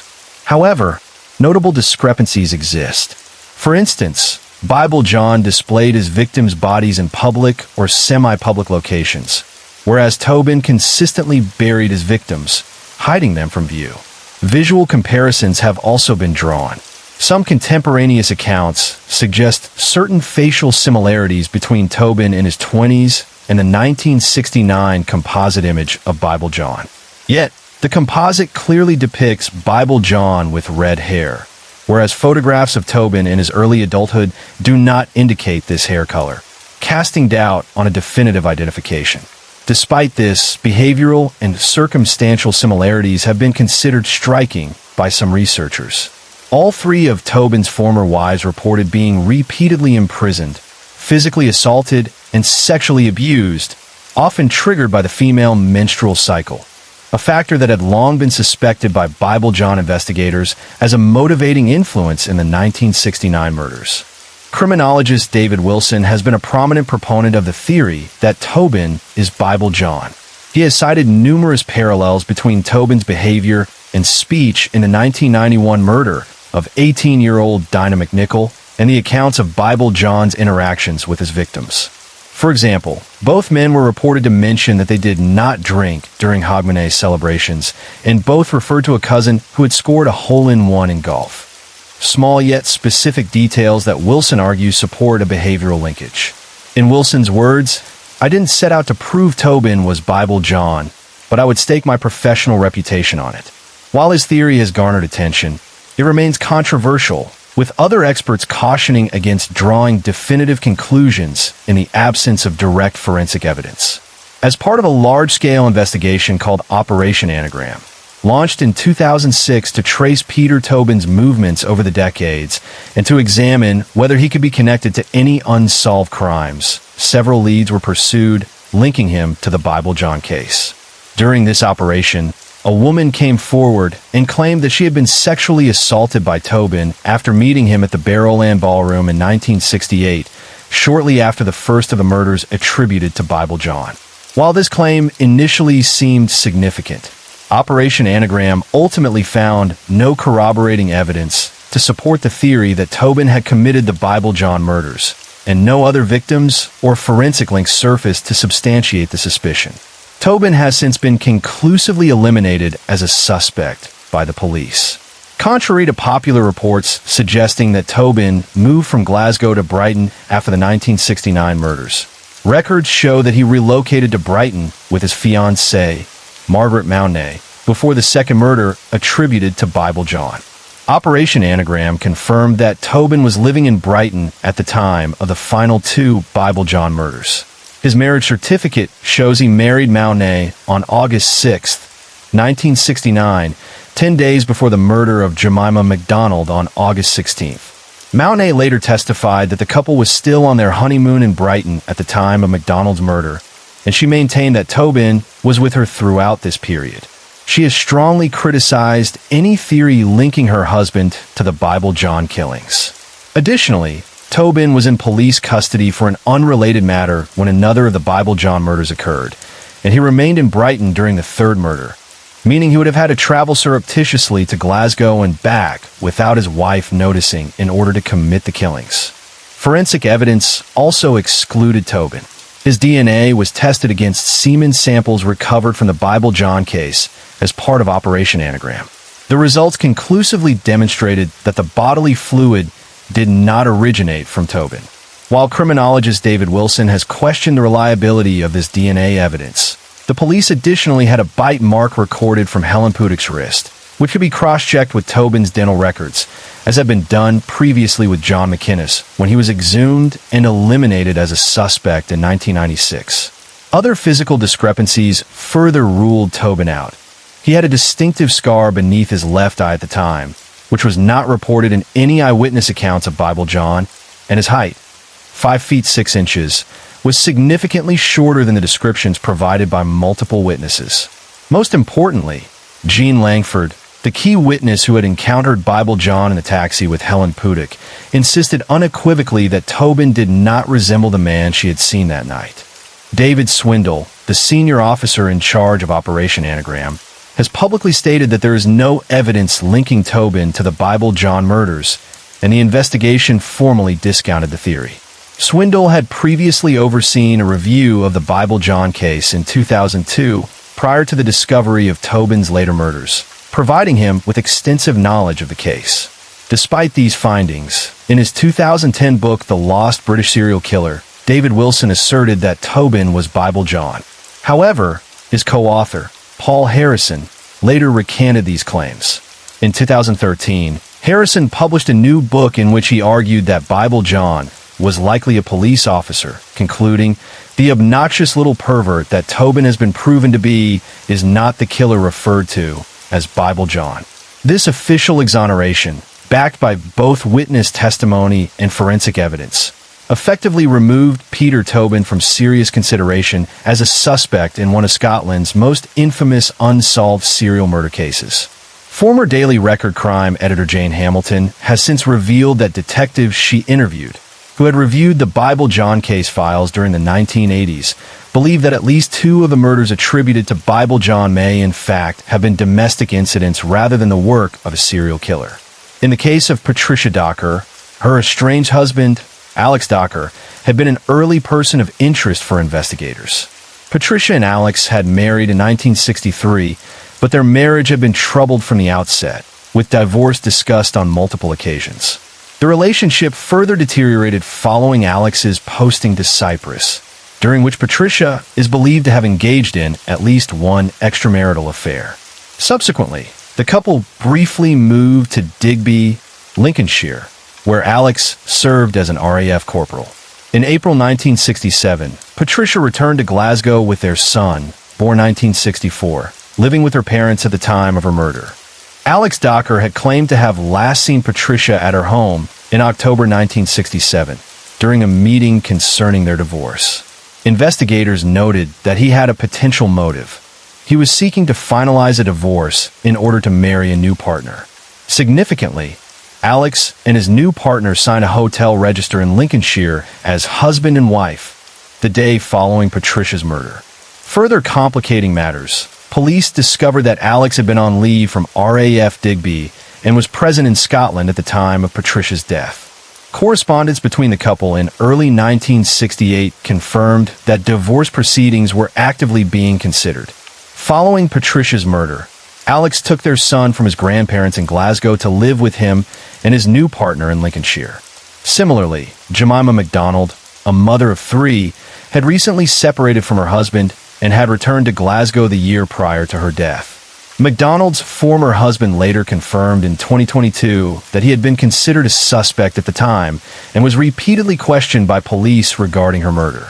Contemporary reports indicated that in the week leading up to her death, MacDonald had attended the Barrowland Ballroom on 3 successive nights. Authorities also noted that she was receiving public funds in addition to maintenance payments from the fathers of her children. The press at the time, reflecting societal attitudes of the late 1960s, placed particular emphasis on the fact that MacDonald had 3 children by 2 different men, her 2 youngest by a man described as West Indian, and her eldest by a man reportedly of Yugoslav nationality whom she had met in Liverpool. In contrast, Helen Pudik's husband, George Pudik, was conclusively eliminated as a suspect in 1996. DNA analysis of the semen samples recovered from Helen's stockings definitively proved that George was not the source. Furthermore, dental castings confirmed that his teeth did not match the bite mark left on Helen's wrist by her killer. These revelations underscore that, while the Bible John murders were initially treated as the work of a single serial killer, investigators had to carefully consider domestic and personal circumstances surrounding each victim. In some cases, it remains possible that early suspects had genuine motives unrelated to a serial offender, highlighting the complexity and difficulty of resolving the case definitively. No further murders in Scotland or elsewhere in the United Kingdom have ever been conclusively linked to Bible John, and the investigation into these 3 killings remains one of the most extensive manhunts in Scottish criminal history.